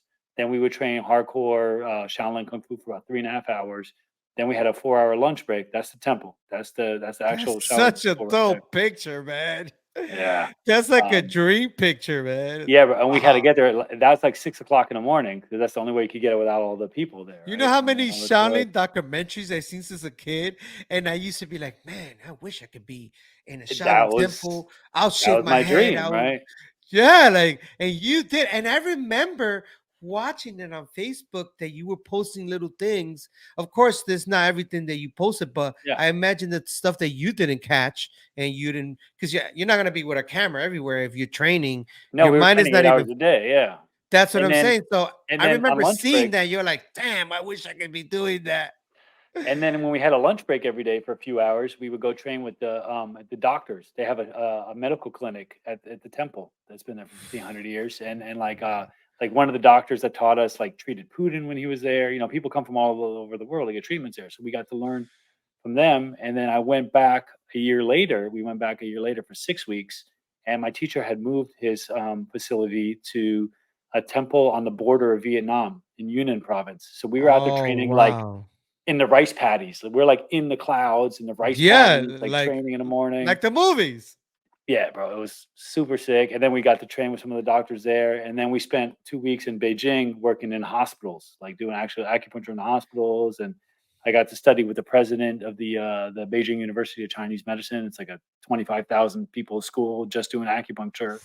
And they're lighting needles on fire and putting them in people. And like, so we got to learn like all that cool stuff. And then we came back, and a couple of years after that, I organized a kung fu tournament 2 years in a row, a health expo and a kung fu tournament. What's the Um, one that you did? It was like a pro-am kung fu Shaolin. that was I judged that '05. event for the That was B-boy '05. battle. Yep. I was one of the judges, and I never forget when I walked So in. that's some great history right there. Like, you Um, know, like I remember walking, and I was with my wife. That wasn't my wife at the time, but I was with her, and I were walking, and I remember I see Joval from France, mhm. and he starts talking to me, and then he recognized me, and I started talking to him in French and stuff, and then he's like, "Oh, I remember you," and we're talking, and then I'm asking him where's the spot because it was like in a little community center, It like was a rec center. Yeah. a rec center, and then he Yeah. pointed at it, and then I went, and I remember, I never forget this. I made a right, and I see some of the martial artists like doing things on the side, and I'm like, what the hell is going on? Then I go in and I see this whole like I literally thought I walked into like Enter the Dragon or something. Like I was like, Yeah, what because they is had all the this? guandos and the swords and the spears. It was a That wushu was I competition. was like, wow, that's So such an amazing. I'll tell you You how that organized that? started. Yeah, that was pro am. That was actually pro am. Yeah, I know it was And pro, but like you were the one, man. well, I'll Damn, tell you, that's no, really no, no, tough. no, no. The martial arts at that point, no. I'll tell you how that was 2005, I believe. And what happened was the year before, or maybe 2 years before that, the first person who started that was actually Ken Swift, and he had an event in New That's right. York. That Ken Swift, that Bruce Lee thing that he did in New It, York. it wasn't a Bruce Lee thing. It was a wushu event with our friend Shifu Edward Aguirre, who was from the North American Wushu Association. I probably said that wrong, Yes, yes. but he was one of the wushu pioneers in the United States. Shifu Aguirre is still in New York. I think he's still teaching, or he might have just retired. But he ran a wushu organization for 25 years, and him and Kenny did an event called Concrete Jungle. And That's the name of the event, yep, Concrete and Jungle. I edited the video for the event. What the hell, man? So Speedy and I sponsored the event. We went up there. I think Speedy was one of the judges. DP was the DJ. Super cool Mm-hmm. event. DXT showed up. He was hanging out. We actually stayed at Dash's house for the event. Frosty was there. Right, it was a dope event. And they had they had a wushu competition, like a small local wushu competition, and then they had the breaking competition, and then they let the wushu guys go head to head with the b-boys doing tricks, right? So that set off, and then Speedy, having the martial arts background too, got close with Shifu Aguirre, and 2 years later, he decided to do an international wushu competition with us at Pro Am. So That's right. the winners were actually from Ukraine. It was a Ukrainian team that came in, and they were like the That's right. second. They were the second best wushu team in the world at the time, There was a behind the tall Beijing guy and a team. shorter guy, right? Yep, yep. I never And forget them. there was people from Mexico and Italy and all over Yeah. the place. And we also did the head-to-head B-Boys. And I remember Tails Rebirth was going head-to-head with Yep. them, I and remember that. Street some of the Masters other was there. guys. Yep, yeah, they were going toe-to-toe with the And wushu it wasn't a guys. big turnout with the It wasn't. B-Boys and the B-Girls, like It at was. all. They split up the event. They did a bad job of it because they had the wushu thing, but then the main b-boy battle we did was actually separate. It was at the rec center that you showed the pictures Yeah, later. It was called Bridging that's the right. Gap, that we did with Brimstone. So Speedy did the b-boy battle separate outside of the wushu event. So we thought like bring it all together, but you know how b-boys are. They're like, I'm only supporting the b-boy thing. I'm not coming to That's the right. whole Because I event. remember I was so happy when I saw all the wushu and all that. I was like, I'm staying here. Wherever It everyone was goes, I don't incredible. care. Yeah, it was incredible. Like everyone that didn't go, they missed out, man. Well, it because- was in the daytime, and then the battle was at nighttime, and then we had an after party at the hotel. We had the Ramada in the hotel on the beach over there, where we did a Sunday. We did a panel with like how hip hop. I think it was one of the first panels where like how kung fu influenced hip hop. Yes, yes, I remember Chilsky was that. on the panel, and we got close with Edward. I still keep in touch with him at that time. I was already training. I brought my teacher to come to the event to come check it out, but Shifu Edward Aguirre is the one that organized that, and him and Ken Swift had actually started Well, that with shout Concrete out to Jungle. shout out to him, man, because that was Yeah. amazing, man. Like I never forget that. And in fact, if I know there was way more like really dope proams events, but that's one of the ones that I never forget. Being that I'm a martial artist, I was like, Yep. like this is something I will never forget. And I remember after that, I went to I know Brimstone was at like another spot that it was like a little stage, and I ran into Dynamic Rockers. Kid Glide was there, and Yep. a few of the guys, I believe, B-Boy Exist. Remember B-Boy Yep. Exist? Yep. He was there. He ended up battling. I came with Mach 3, and I remember Okay. he ended up calling out Mach 3 in the cipher for no reason. And I'm watching this going on. But man, Well, I that remember must have been a that. good battle. I don't think I saw that, but that must have been pretty Amazing, dope. amazing battle. But now you're doing all these events, you're involved in martial arts. You came back because I know that you never really left. You kind of like you probably sat down for a few. You took a little nap because you didn't take a long time. Now, like one of the questions I always like asking is like in the current state of hip hop, like what is something you would like to change? Like when I say the current state of hip hop, I mean the whole culture, the scene that we grew up in, that we, everything that we were mentioning. Like, what is something you would like to change? Good question. I mean, I think it all went downhill with Real World.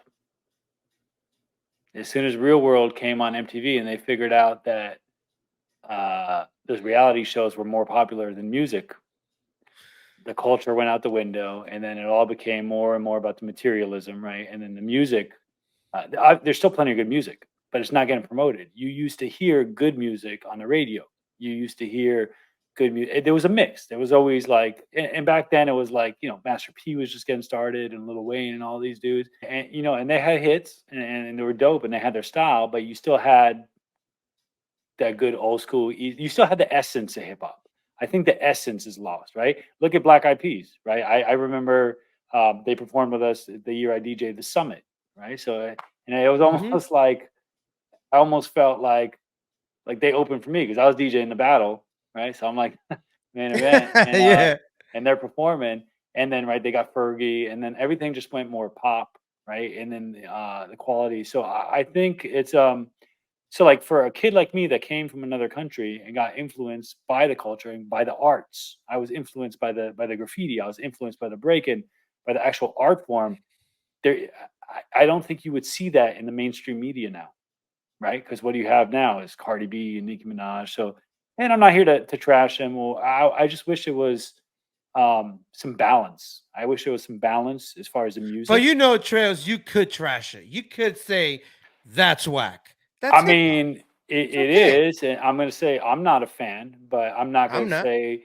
But at the same time, when I was listening to Props to them for NWA, their doing their success. no I'm doubt. not I mean, hating on their success. bro, I was an NWA fan. I was a Two Life Crew fan, right? So that was raunchy. That was Yeah. entertainment. That was hardcore. So I'm all for them. Yeah, being successful. I'm happy that they are successful.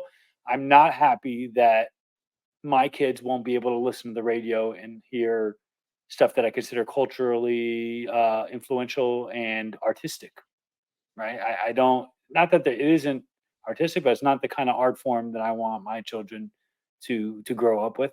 And then the other thing is, I think what I would change is more stuff like this, man. I think what you're doing is super, super important. Like I've never put all this information out there. All these other guests that you've had on have never shared their story like this. And even if it's not having a big following now, like, dude, what about 50 years from now? What about 20 Yeah. years from now or 100 years from now? What about my grandkids maybe can go and listen to this and be like, oh, snap, we didn't And know, that's one grandpa of was the reasons cool. why. There you go. That's the reason why I do this, because I believe in what you're saying, that your grandkids could be like, oh, what about your great grandparents? You know that he was involved in the hip hop world after the Olympics, after the breaking died in the Olympics. Let's say it lasted 10 years, 15, whatever. And they talk about it and they're like, no way. Yeah, man, go and check Flash Talks. He has his whole story there. Right. Boom, they listen to it. They're going to be blown away. Like, And the other thing I think is just, yeah, education and respect, man. The whole fifth element went out the more window. conversations with people, more like just conversations about everything, just conversations, I because we grew up in that time. Yeah, everybody's on their phones, text message, like, that's why some people go, man, it's so hard to catch you on the phone. I'm a Yeah, face-to-face person. right. I love, and if you saw me at Pro Am, I Yeah, left at 4 in the morning out of that right. parking lot. Yeah, we hung out. I I mean, that's couldn't, that. I couldn't, I didn't want to leave. I So drove for back home. me, that was the best thing about the culture, period. Like I said, is meeting the interesting people and being able to connect with all these super talented people and have a real conversation and get to know each other, even if it's just once a year or every so often when we see each other. Like that's what I mean. That's the reason I did it, right? Because we're not making money from it. We're losing money on No, stuff half the yeah, time. yeah. But to have that opportunity to spend a couple hours with somebody who's super cool, who can inspire you to do something, or who can give you Building, some positive building, feedback, some building, constructive building. criticism, rather than just hating or going to a jam and like, oh, let me make some connects and I'm in here just for myself. Like, let me see if people need help. Let me introduce myself. Let me share some stuff. Let me learn some stuff. Right. So I think people need to just and show respect to your elders, man, and the pioneers, right? And I understand, like we had this conversation. You said some of these kids are like, oh, these dudes are creepers or weirdos, and there is some of that, but that's not true for everybody. You can't be like, No, oh, everybody definitely old not. school It's not is a generalized. It's not generalized. But they are the majority of the kids mention that. Like when I talk to them, they say that. And I literally clean them up and I say, hey, listen, not everyone is like that. Maybe the people you ran into, and there's a yeah, couple of no names out there that have kind of tarnished and messed up certain OGs is like, like it's kind of like you right, can't say every martial art teacher is a bad teacher. right, It's the same exactly. thing. So I think I don't think there's enough focus on learning the history and respecting the lineages and just respecting those who people came from, and just in general, right? Like you said, people are calling out OGs. I mean, even when we were doing pro am back in the day, and he's completely different now. So I remember one time, I guess Tells Rebirth, right? He lost a I battle. I re- think it I was remember he started screaming. 2000. Yeah, he called out Speedy. Speedy's not even judging. He's not even the judge, right? He's Yeah, he calling out started Speedy in screaming. front of I was everybody. there. I believe it was that 2000 or Yeah, 2001. it was 2001, I think. One of those. Yeah, I don't know. And then I one year remember.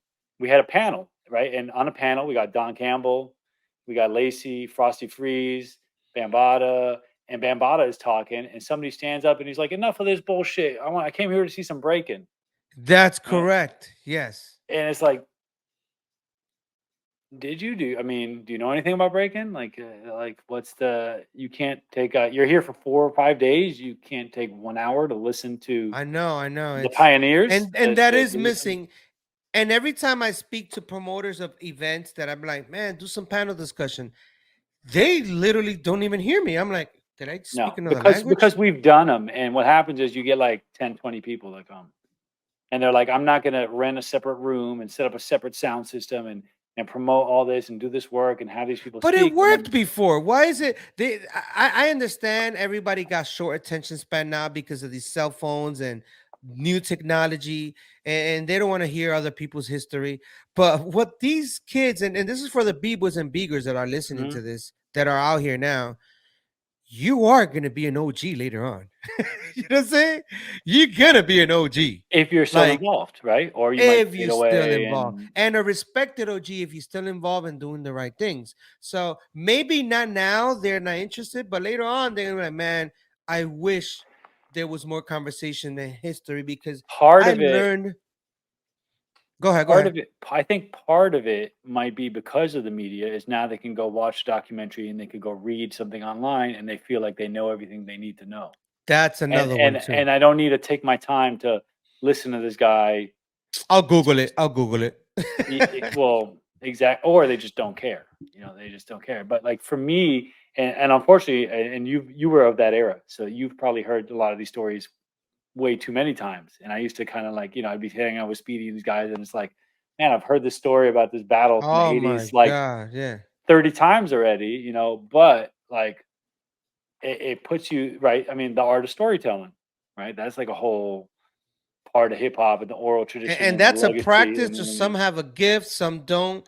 And that's why when you mentioned earlier that I've had certain guests that they're not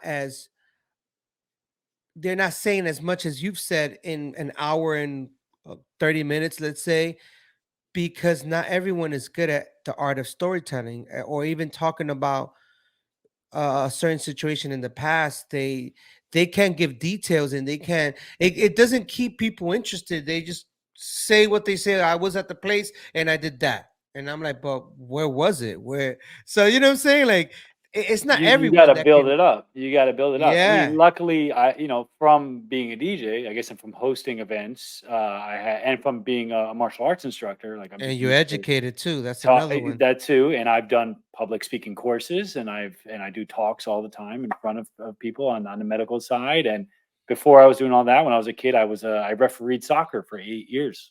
So Look at that. since I was 12 years old, I was out there telling people what to do, and getting yelled at by parents, and kind of having to communicate, right? So and that brings up a good point. I think that's part of what's missing now is communication. Like, That's it. That's it. And if we have a problem, bro, talk to me, right? Like, I mean, I Transparency generally too. don't have. There you go. Like, don't make Transparency. assumptions. So I think that's one of the biggest problems, and I see it in a lot of the OGs and a lot of these kids is I think guys like us, and there are a lot of people that have, and there's a lot of people that I see in the community and in the breaking scene that I'm like super impressed with how much they've grown.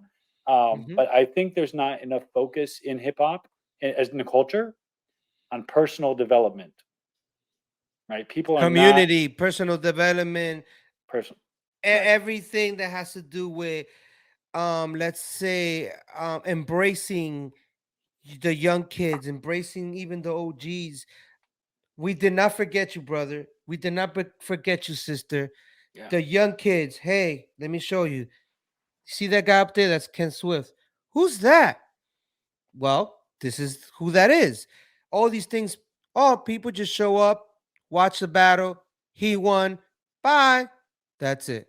Right. And So, it's like, and if he can't beat me right now, I don't care about his history. And it's like, but you're using all their moves. Like, there wouldn't be a battle if it wasn't for this person. Like, there wouldn't be a competition. There wouldn't be anything. so earlier I asked you about like what would you like to change, and you mentioned a lot, and it's big communication, all that. Now, what is something you can contribute to the culture to make it better? Me personally, Because I know you already contribute so much, but if it's someone that've never met you and they go, "Who's this guy talking?" Like, what can he contribute to the culture? Because it's so messed up. So that's basically the yeah, question. I don't want to say that it is so messed up. I mean, there's a lot of things I don't like, right? And I think that's fair. And the same thing, the kids are saying that about us or about the older generation. So Hmm. I think, it's yin and yang, right? Everything, there's a Yes, balance. So they it's always. always 50-50. We can pretend it's so messed up, but look at all these beautiful things that are happening, right? We're going to the Yeah. Olympics. We're still having jams. We're talking about this right now. So it's not that it's so messed up, but we do want to contribute and we do want it to improve.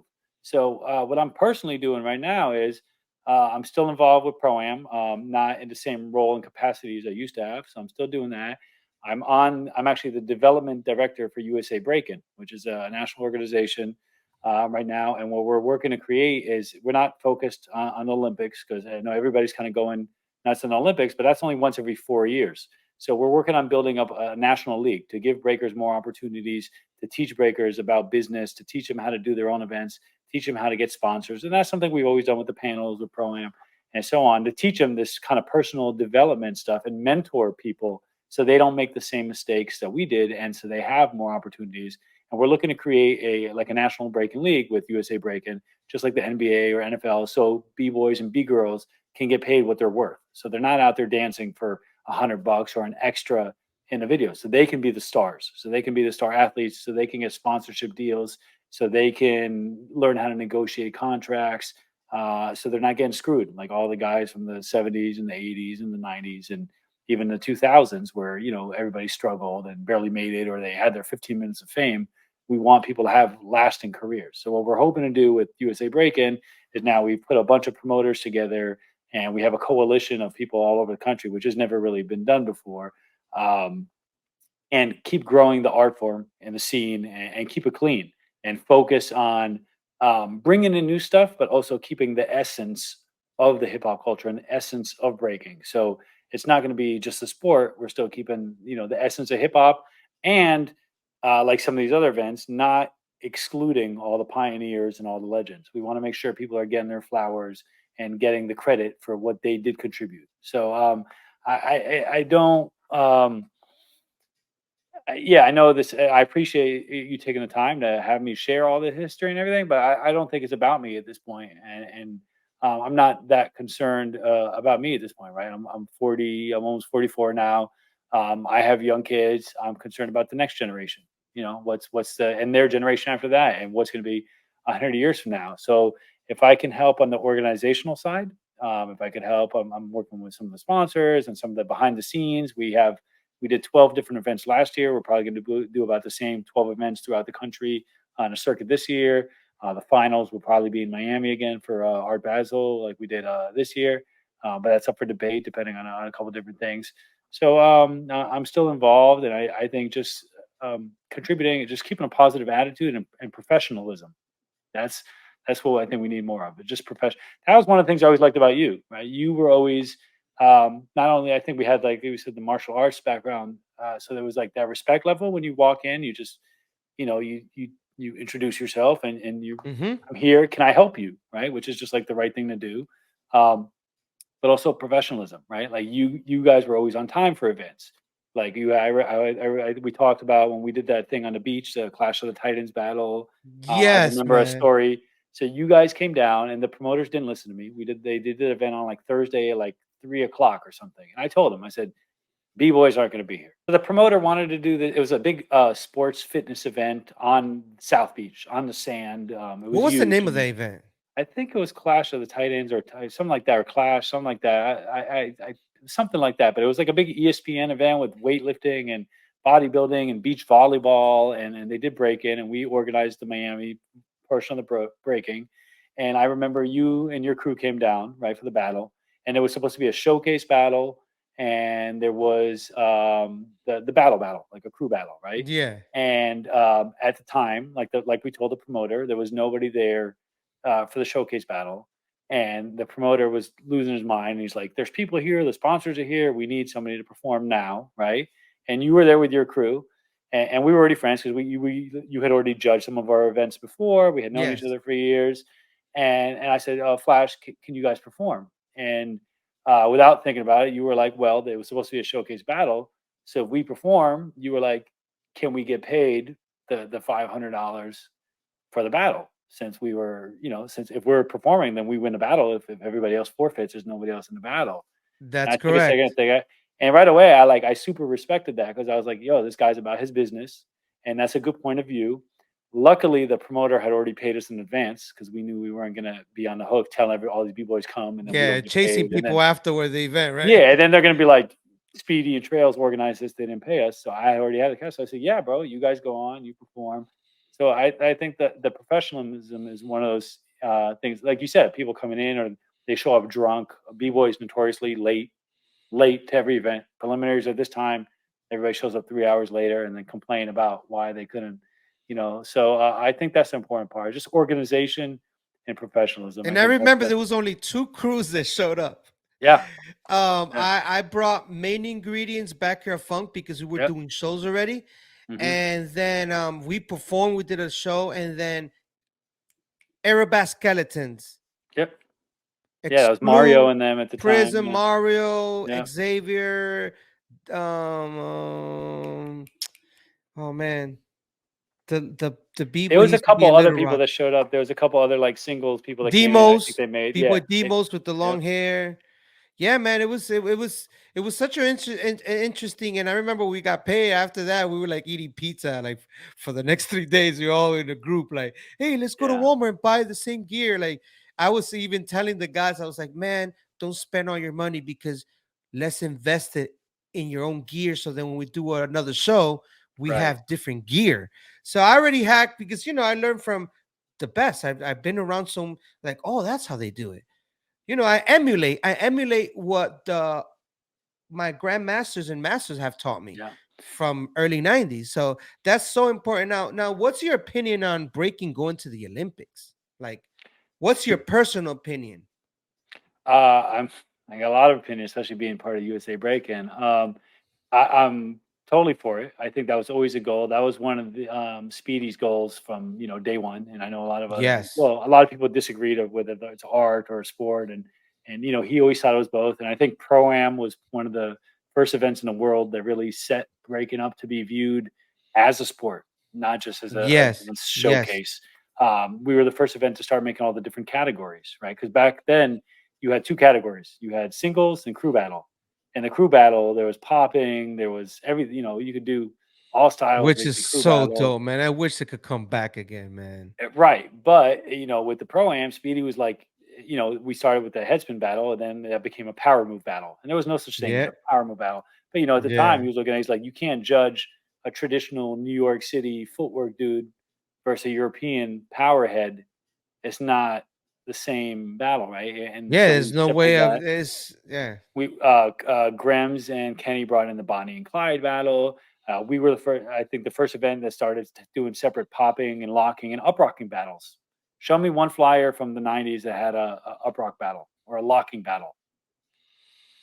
If I could think of that of a flyer, it would be a small dollar jam that King Uprock did back in the days. But it would, What year? and don't year? don't quote me on that because it probably was the B-boy battle. It wasn't really like an Uprock battle the way Pro-Am. So Well, I it would say probably I would say was there wasn't. after. There I would say wasn't. there wasn't. There wasn't. There wasn't. Yeah, Now I'm that not I'm gonna say thinking that. about it, there wasn't. I'm not gonna say that it didn't happen, but in the '90s and in the early 2000s, nobody was doing it until No, no, Pro-Am. no. Now that I'm thinking about it, There wasn't popping nah, man. battles. There wasn't popping battles. So right, not a breaking No, it event. was. There might be a separate up rock event. There might be or a Mhm. rocking event. There might be a separate popping event, but you wouldn't go to a b-boy jam. There was no b-boy jams that had popping battles and locking and rocking and power moves and crew and Bonnie and Clyde and all that stuff. So I mean, we it was the first event to start doing veterans battles. We even had abstract styles one time where it was like people that were handicapped, right? Yes, And things yes. like that. I think it was like Junior and Handyman and these other dudes and other weird styles that were kind of like battling. So from the martial arts background, I think we were always looking to make it a sport and present it like a sport. Speedy always went nuts with the Mhm. signage and the stages and to dress it up, look like an arena, right? Like Yes, and you guys were really good at it because I remember 90, it could have been probably 98 or 99. I think you guys really stepped it up from like 97, 98. And I believe that's that when was you the first year came in the high in. school. That was the first year in the Yeah, high I school. think Yeah, that's when you came in that you yeah. kind of like organized, you did all the administrative work and the contracts and the media packages and 2000, I started doing more of that. '99, I did so it's photography for the 2000. Is that event. the one with the meat that it's a b-boy like in the beginning of the video? There's like a dude going. It looks like very futuristic.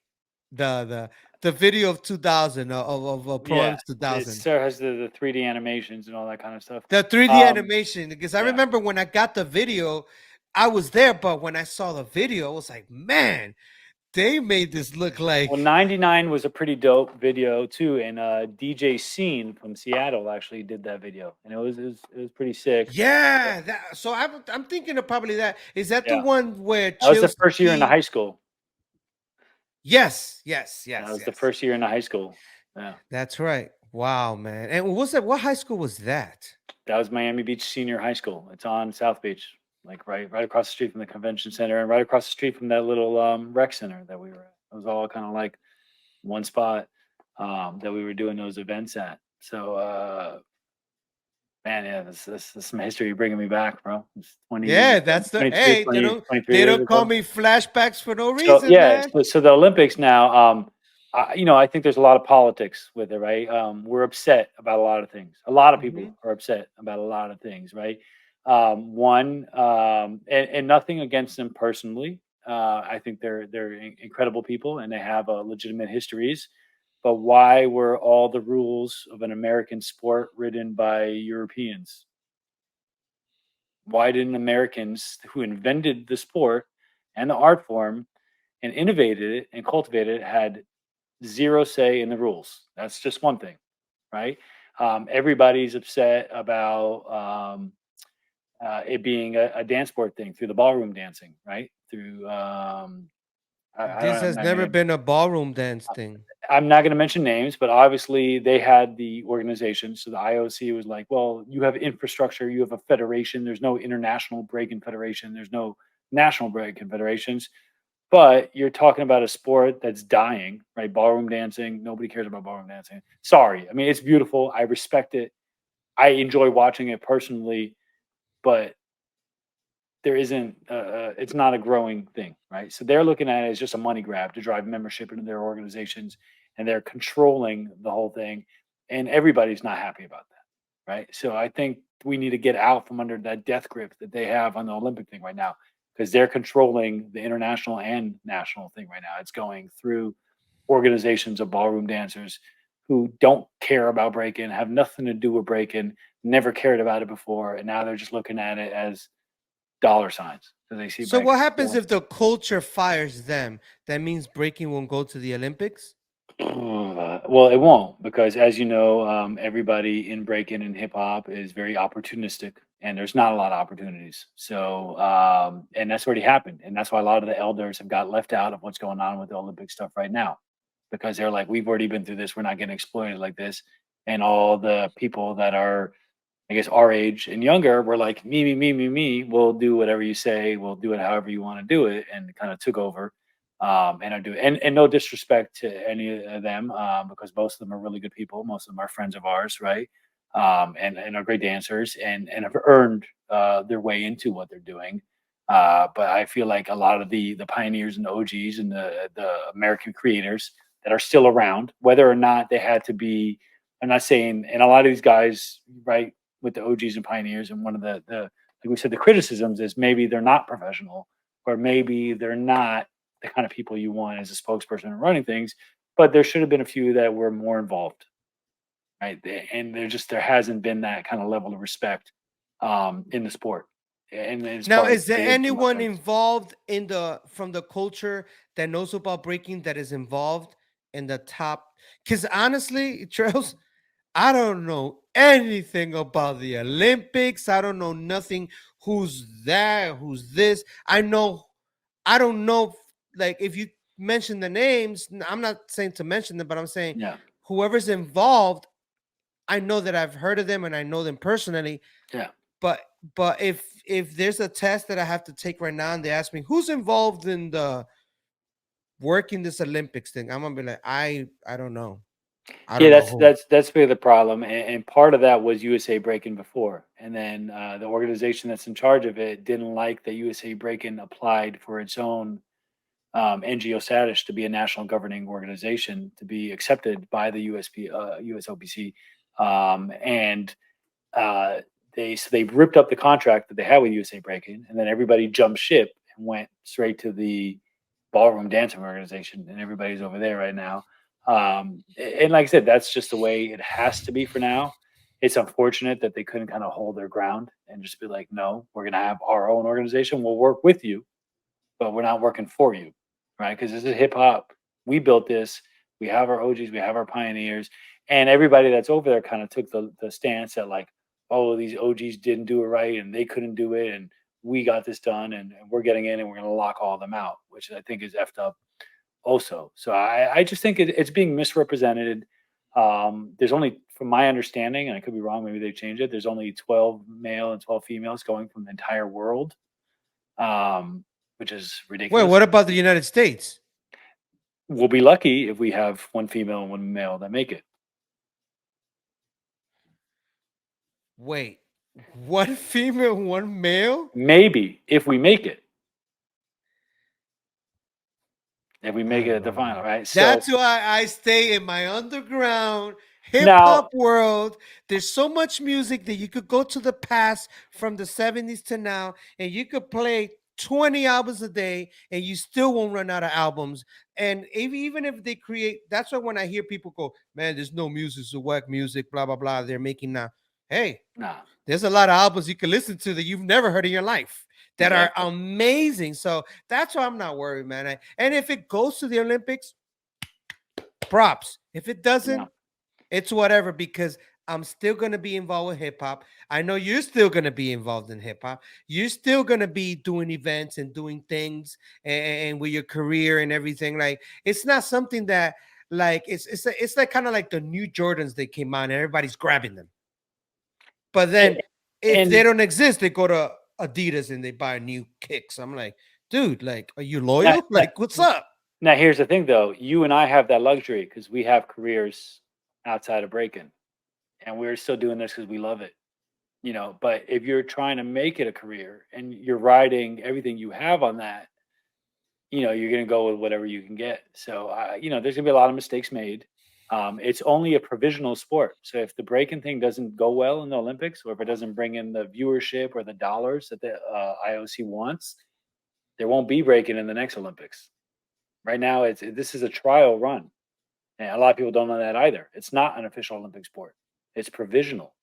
So this, it gives us a trial run, Wow. and like Well, I'm learning 12, something from you right now. So I yeah, have to have more conversations of the back end of that, because you're very knowledgeable in that because I'm not involved. I sit in the back and wait for people to argue in their Zooms and people all their egos clashing, and Yeah, then there's a new organization, and then one character right. jumps from one organization to the other organization and to come back, and then I'm like, dude, like And that's why figure it our, out. our focus now at USA Breakin is USA, not USA, not Olympics, not 4 years from now or 2 years from now, or it's here and now. We need to build up professionals. We need to teach people skills. So if they do want to make a career out of it, or they could have the opportunities that you and I have had and to be able to do it part time and make a career out of it, but also learn skills that you can use in other careers, right? Because you're an entertainer, you're a magician, right? You're a DJ, you host parties, you're still doing entertainment, and these are all skills that you developed through hip hop and through breaking and learned from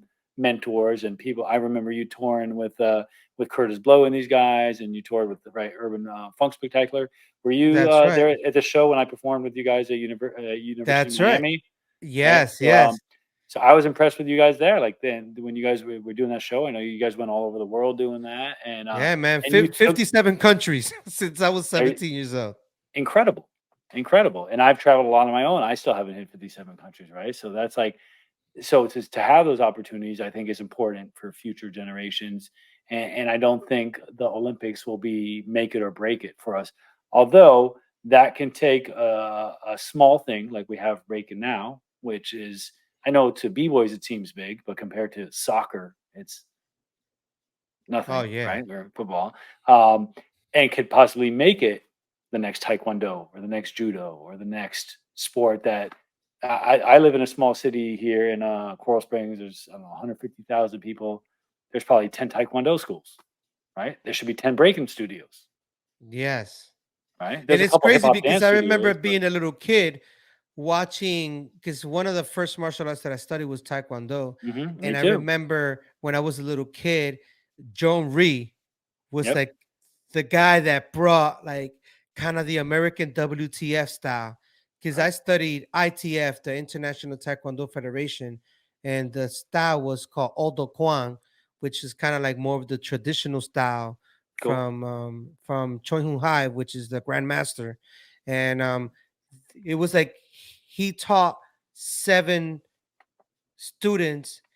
One of those students was John Rhee, but John Rhee, when he came to America, he created the WTF, which made it to the Olympics. Hmm. But then the traditional um teachers that were part of under the grandmaster, they didn't get that much light because they weren't as Same as mainstream. breaking. Same as breaking, right? Exactly. So Same now as that you're saying that, it just came to me right now. Like, wow, it's the same thing. WTF it, versus ITF at that time.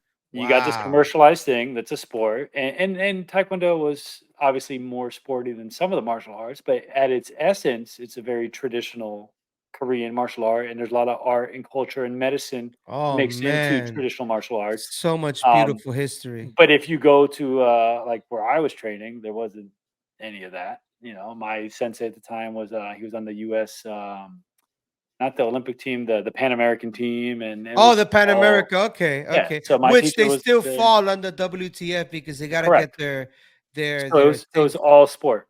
It was just, sport and competition, and I have friends kids that are here, and they're at a competition every single weekend.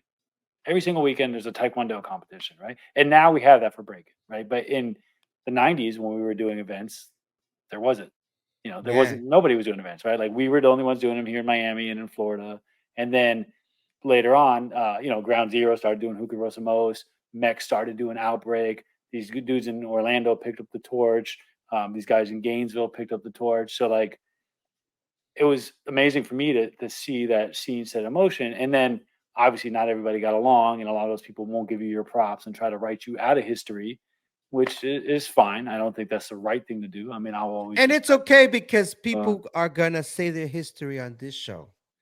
And yeah, I'm gonna make exactly. sure that everyone I know that I've ever met from the beginning of my career of breaking and all that, I will have on the show. Hopefully, they still alive and they still kicking, man. That I can have them on the show and be like, talk to us, because I do not want 20, 30 years from now, and they will be erased because there's a lot of beautiful, talented, amazing people that came into my life that inspired me.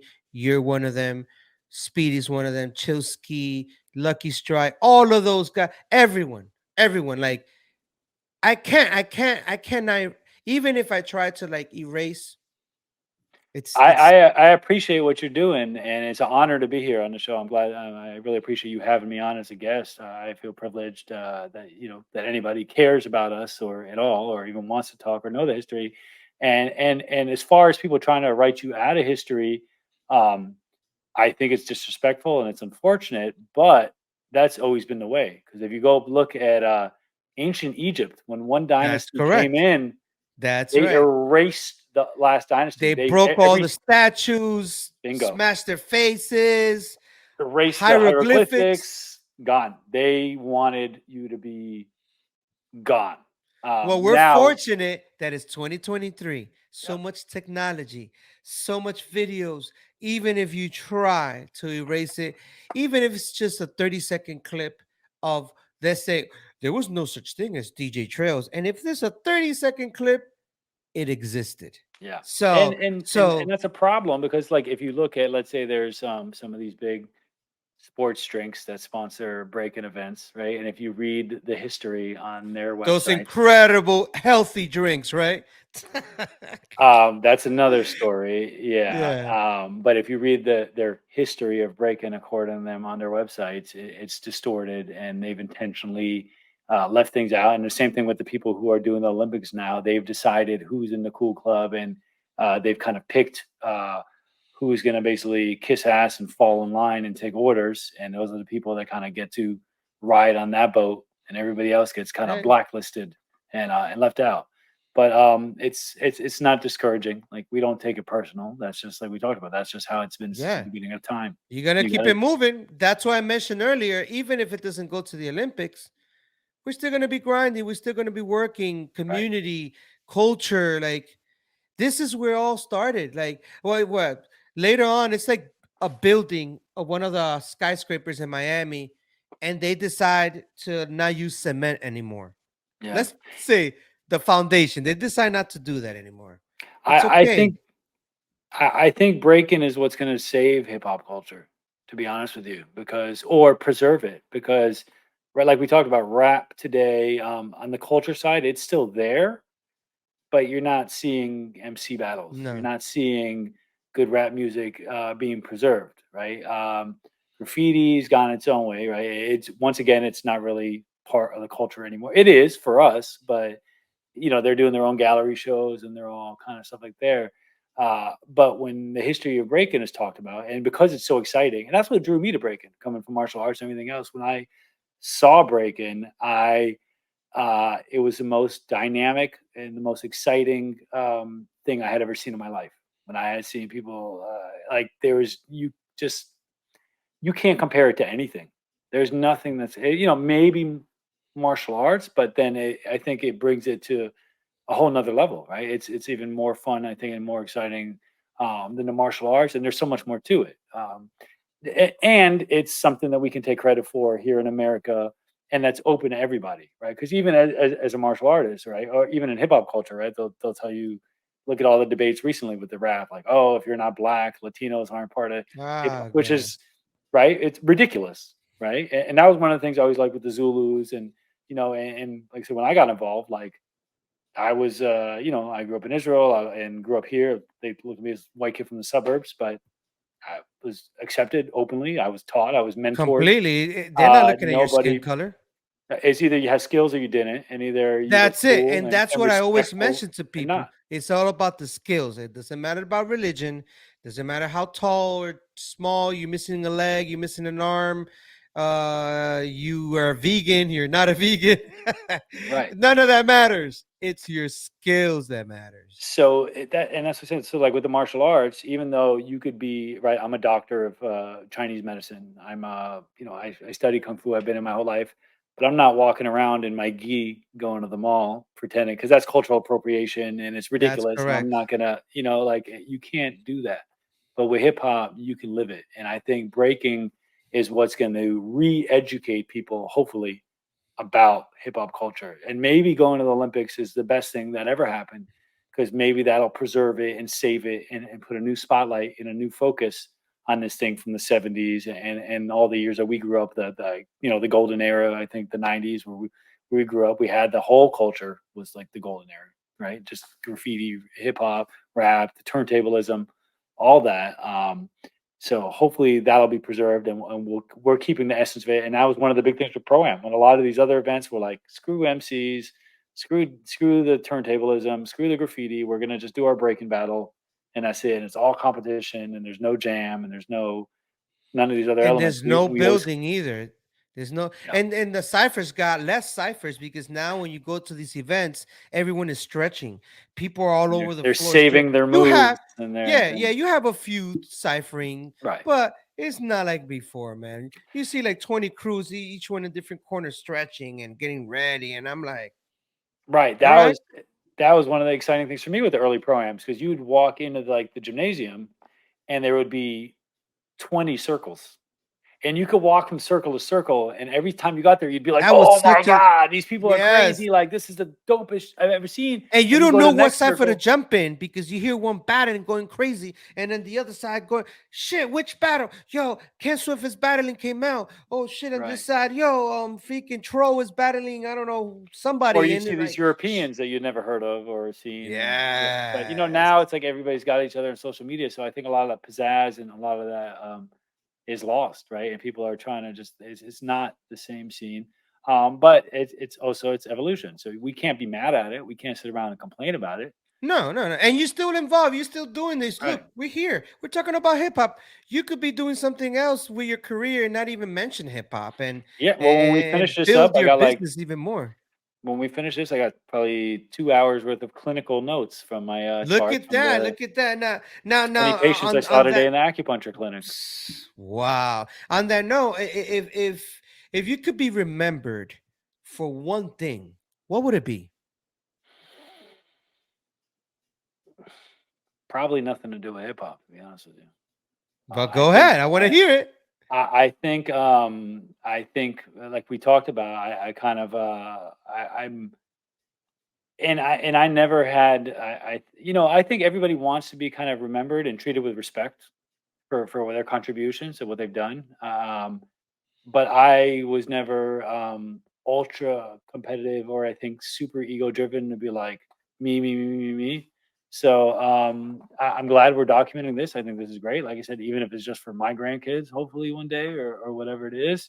Um, but it would be nice to in the hip hop scene, just for people to know, like some of the things you read off. Like I built one of the first Breakin websites in the world. I was there from the beginning of Prom, helped build up one of the best Breakin events in the world.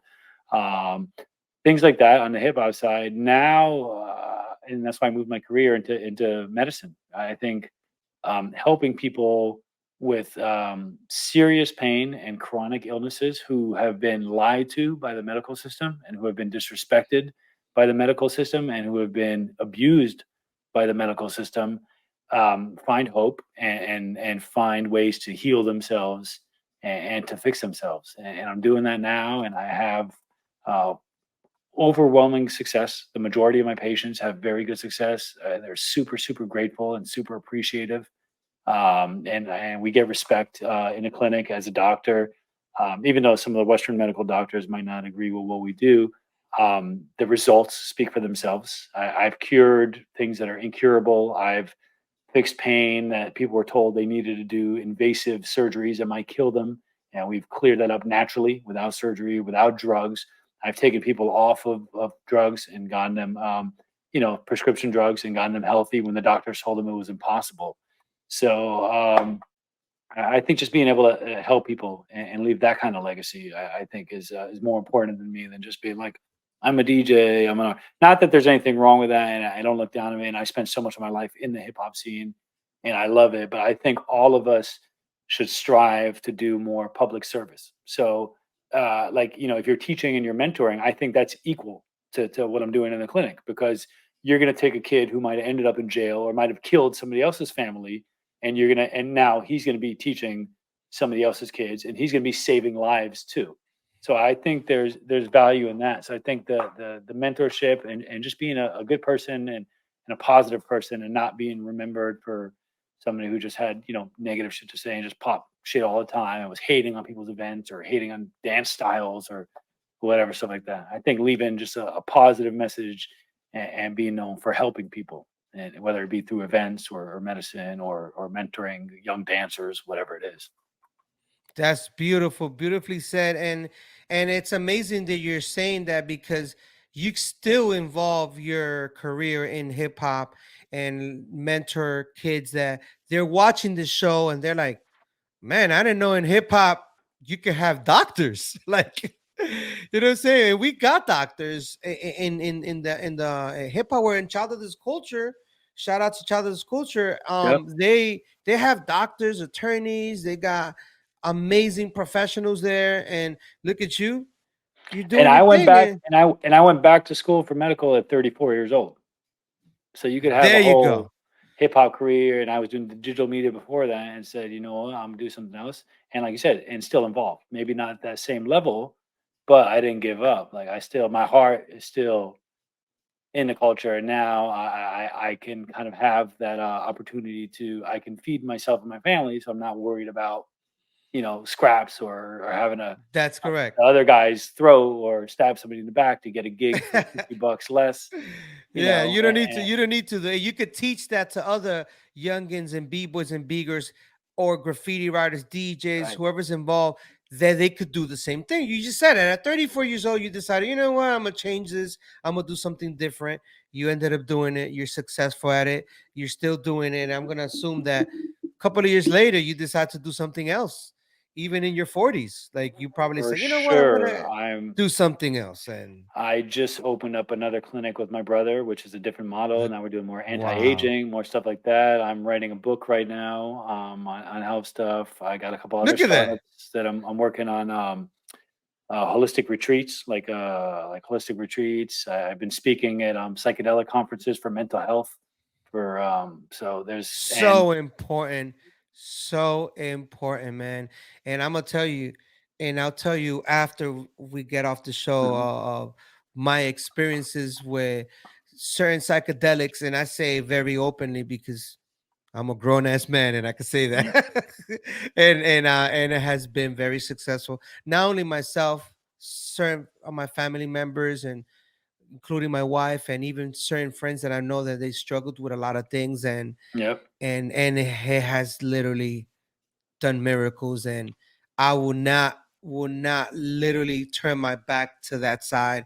And I remember seeing on Instagram when you were in a panel, and Mhm. then I'm doing a wedding, and I'm speaking to I'm literally looking at the panel, and you're Oh yeah, and that's right. and looking at it live, and I told you about it. And then I get to this wedding to do this event, and I see the same girl that I just saw on your feed. And I'm like, wait a minute, excuse me. And I literally went up to her and I was like, do you know this person? And they're like, yeah. And then I'm like, what the hell? And I'm like, man, you can't make enemies.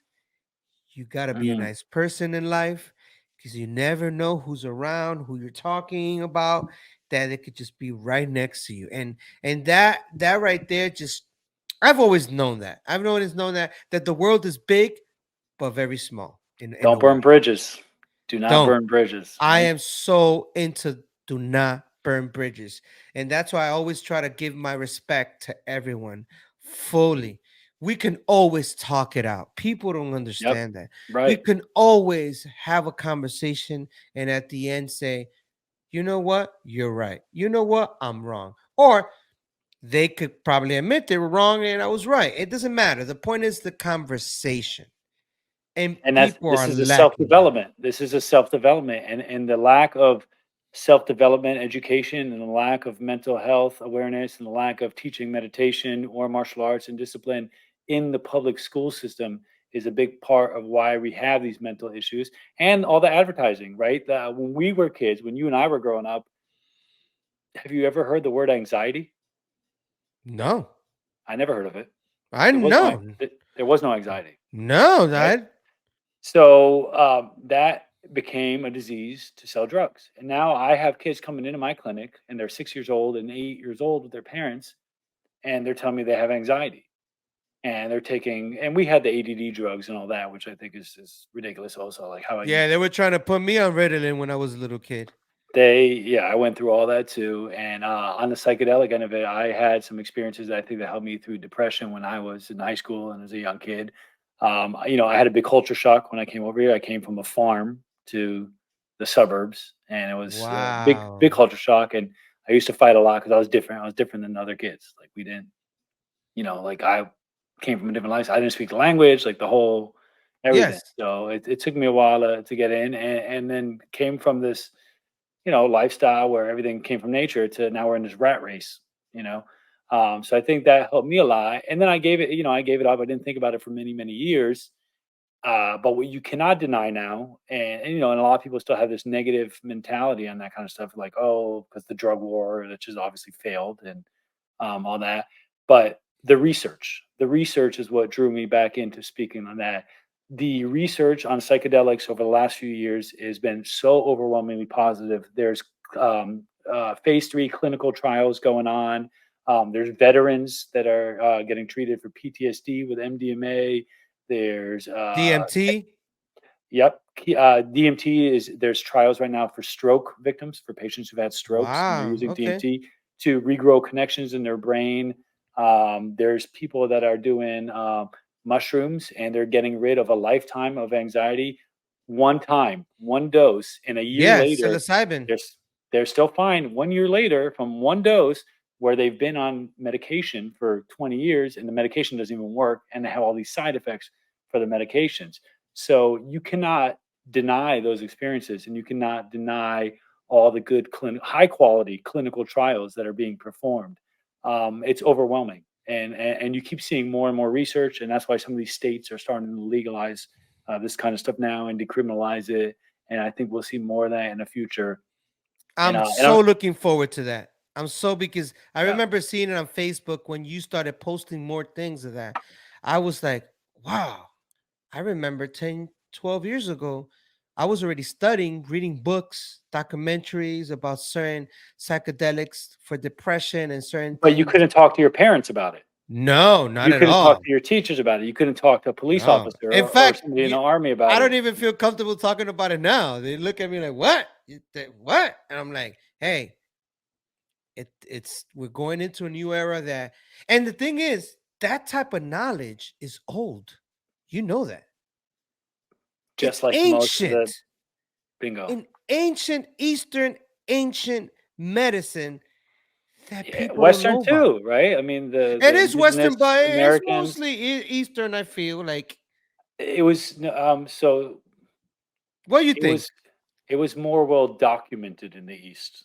But Also, that's why. if you look at the indigenous American tribes, they all had their ceremonial Yes, medicine. that's All of correct. them. That's correct. We just don't have documentation from back then. They don't have And scrolls. it They was don't very have preserved and very not secretive, but um well, sacred. it It was was, but most of very those sacred. yeah, but most of those tribes were wiped out, and they didn't have written word. They didn't have it was all oral, right? That's Where correct. That's the correct. Chinese and the Egyptians had 2,000 plus years of medical texts that we can go back and Wow. read about it from 2,000 years ago. They were using this. Look at the Bible, right? I mean, they were burning frankincense and myrrh. People Yes. don't realize that they're not hallucinogenics, but they have psychedelic properties, and they have Even um, sage, mind altering properties. Correct. salvia. Yep. There's so many. We'll be here for hours, but that's another show. That's another Yeah, for show. sure. Then it's Definitely. gonna start feeling like a Joe Rogan show because he, you know how he goes into Yeah. with that, man. And I enjoy watching him and Mike Tyson go at it with just talking about all these amazing things. I sit down, I'm like, wow, and So I learned so much. on the So, panel that I was on at this event, Microdose Wonderland in Miami, Rashad Evans was one of the panelists on the panel with me. oh my god, He's a former UFC champion, Hall of Famer, that's UFC right. fighter, and he was one of the panelists. He's got his own mushroom company where they make functional legal mushrooms, but he's very big into the psychedelics, and that's helped him, I think, a lot with his personal. He speaks about it all the time, traumas and things that kind of Is that it he's right gone there? through.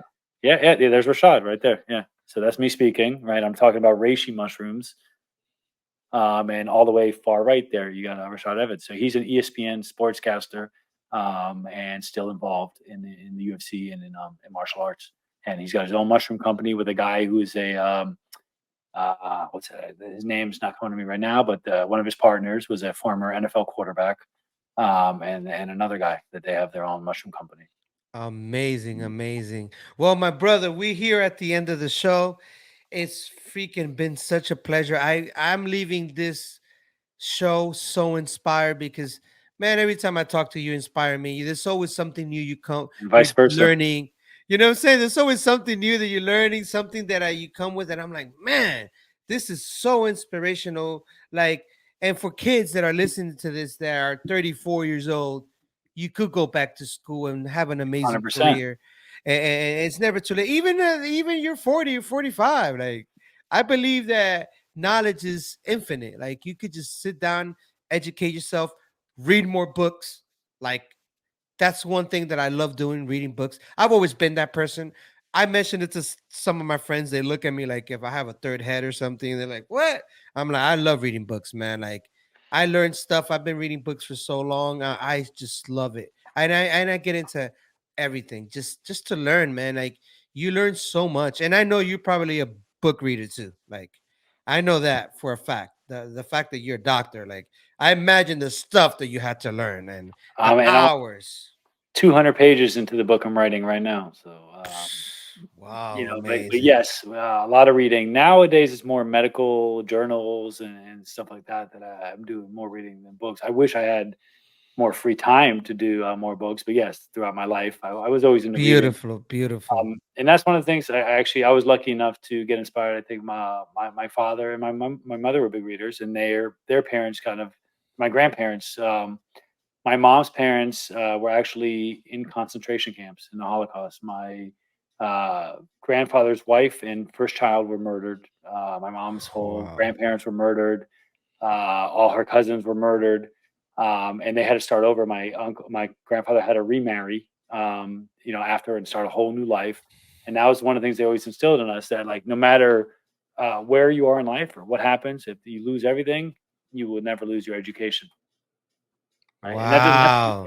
And that doesn't have to be formal. That could be just education you've learned on the street or from reading or whatever. So, and Wow. and that goes back to the self development, We need right? more of that. We If need you're more not of that, reading, right? you're missing out on one of the most important areas of self development.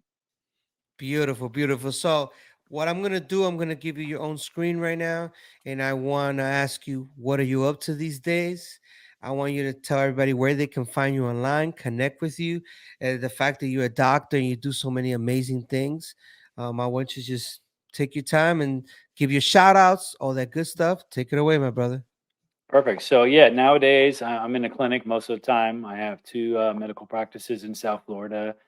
You could probably find me on Instagram or Facebook, just at Jonathan M Fields. That's JONATHAN, the letter M like Matthew Fields, and that has links to all my other stuff in there. Some of my artwork, you can see this is some of my paintings and art, original art behind me. You can find it at trails1.com, trails the number 1.com. And most importantly, look us up at usabreakin.org. We need to drive membership. It's 100% free. So if you're into hip hop, if you're into b-boying, support the organization. It's free to join. We'll keep you updated on all the events. We'll keep you updated on all what's happening with Breakin. And we need the support.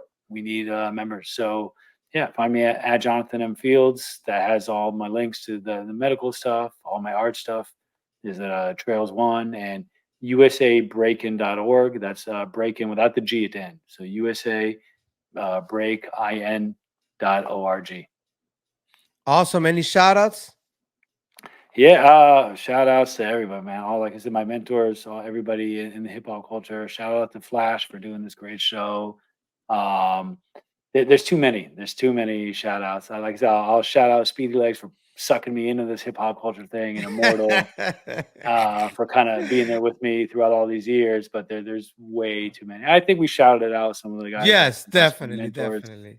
But we'd be here all day, right? Yes, Scarecrow, and I would love DJ to Magic. have. There you go, Magic too, You know, some of man. those guys. I would love to sit down with Magic. I could imagine that interview. That Yeah, would be Speedy D, right? New York City Breakers, yes. who's just family. So a lot of these guys that we worked with over the years, but there's too many good people to name. I mean, we could do a whole separate show just on.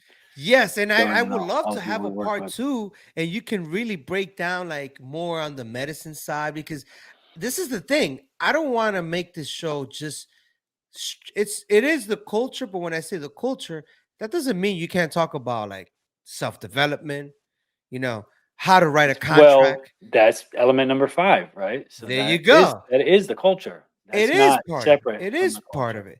Because I don't want people to think this is just, oh, it's about breakdancing or it's about graffiti. Nah, this is building. This is culture amongst us, community, like learning, self-development, everything that you like, dude. Like, I'm so inspired by you, man. And it's such a blessing. And I'm so honored.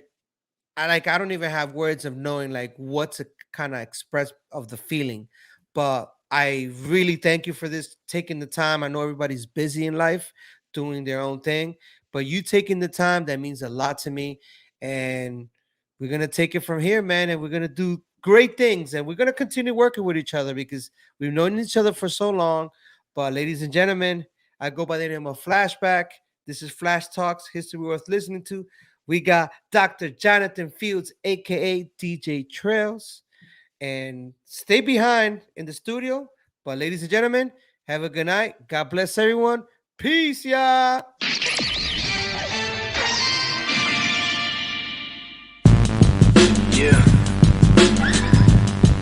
Yeah.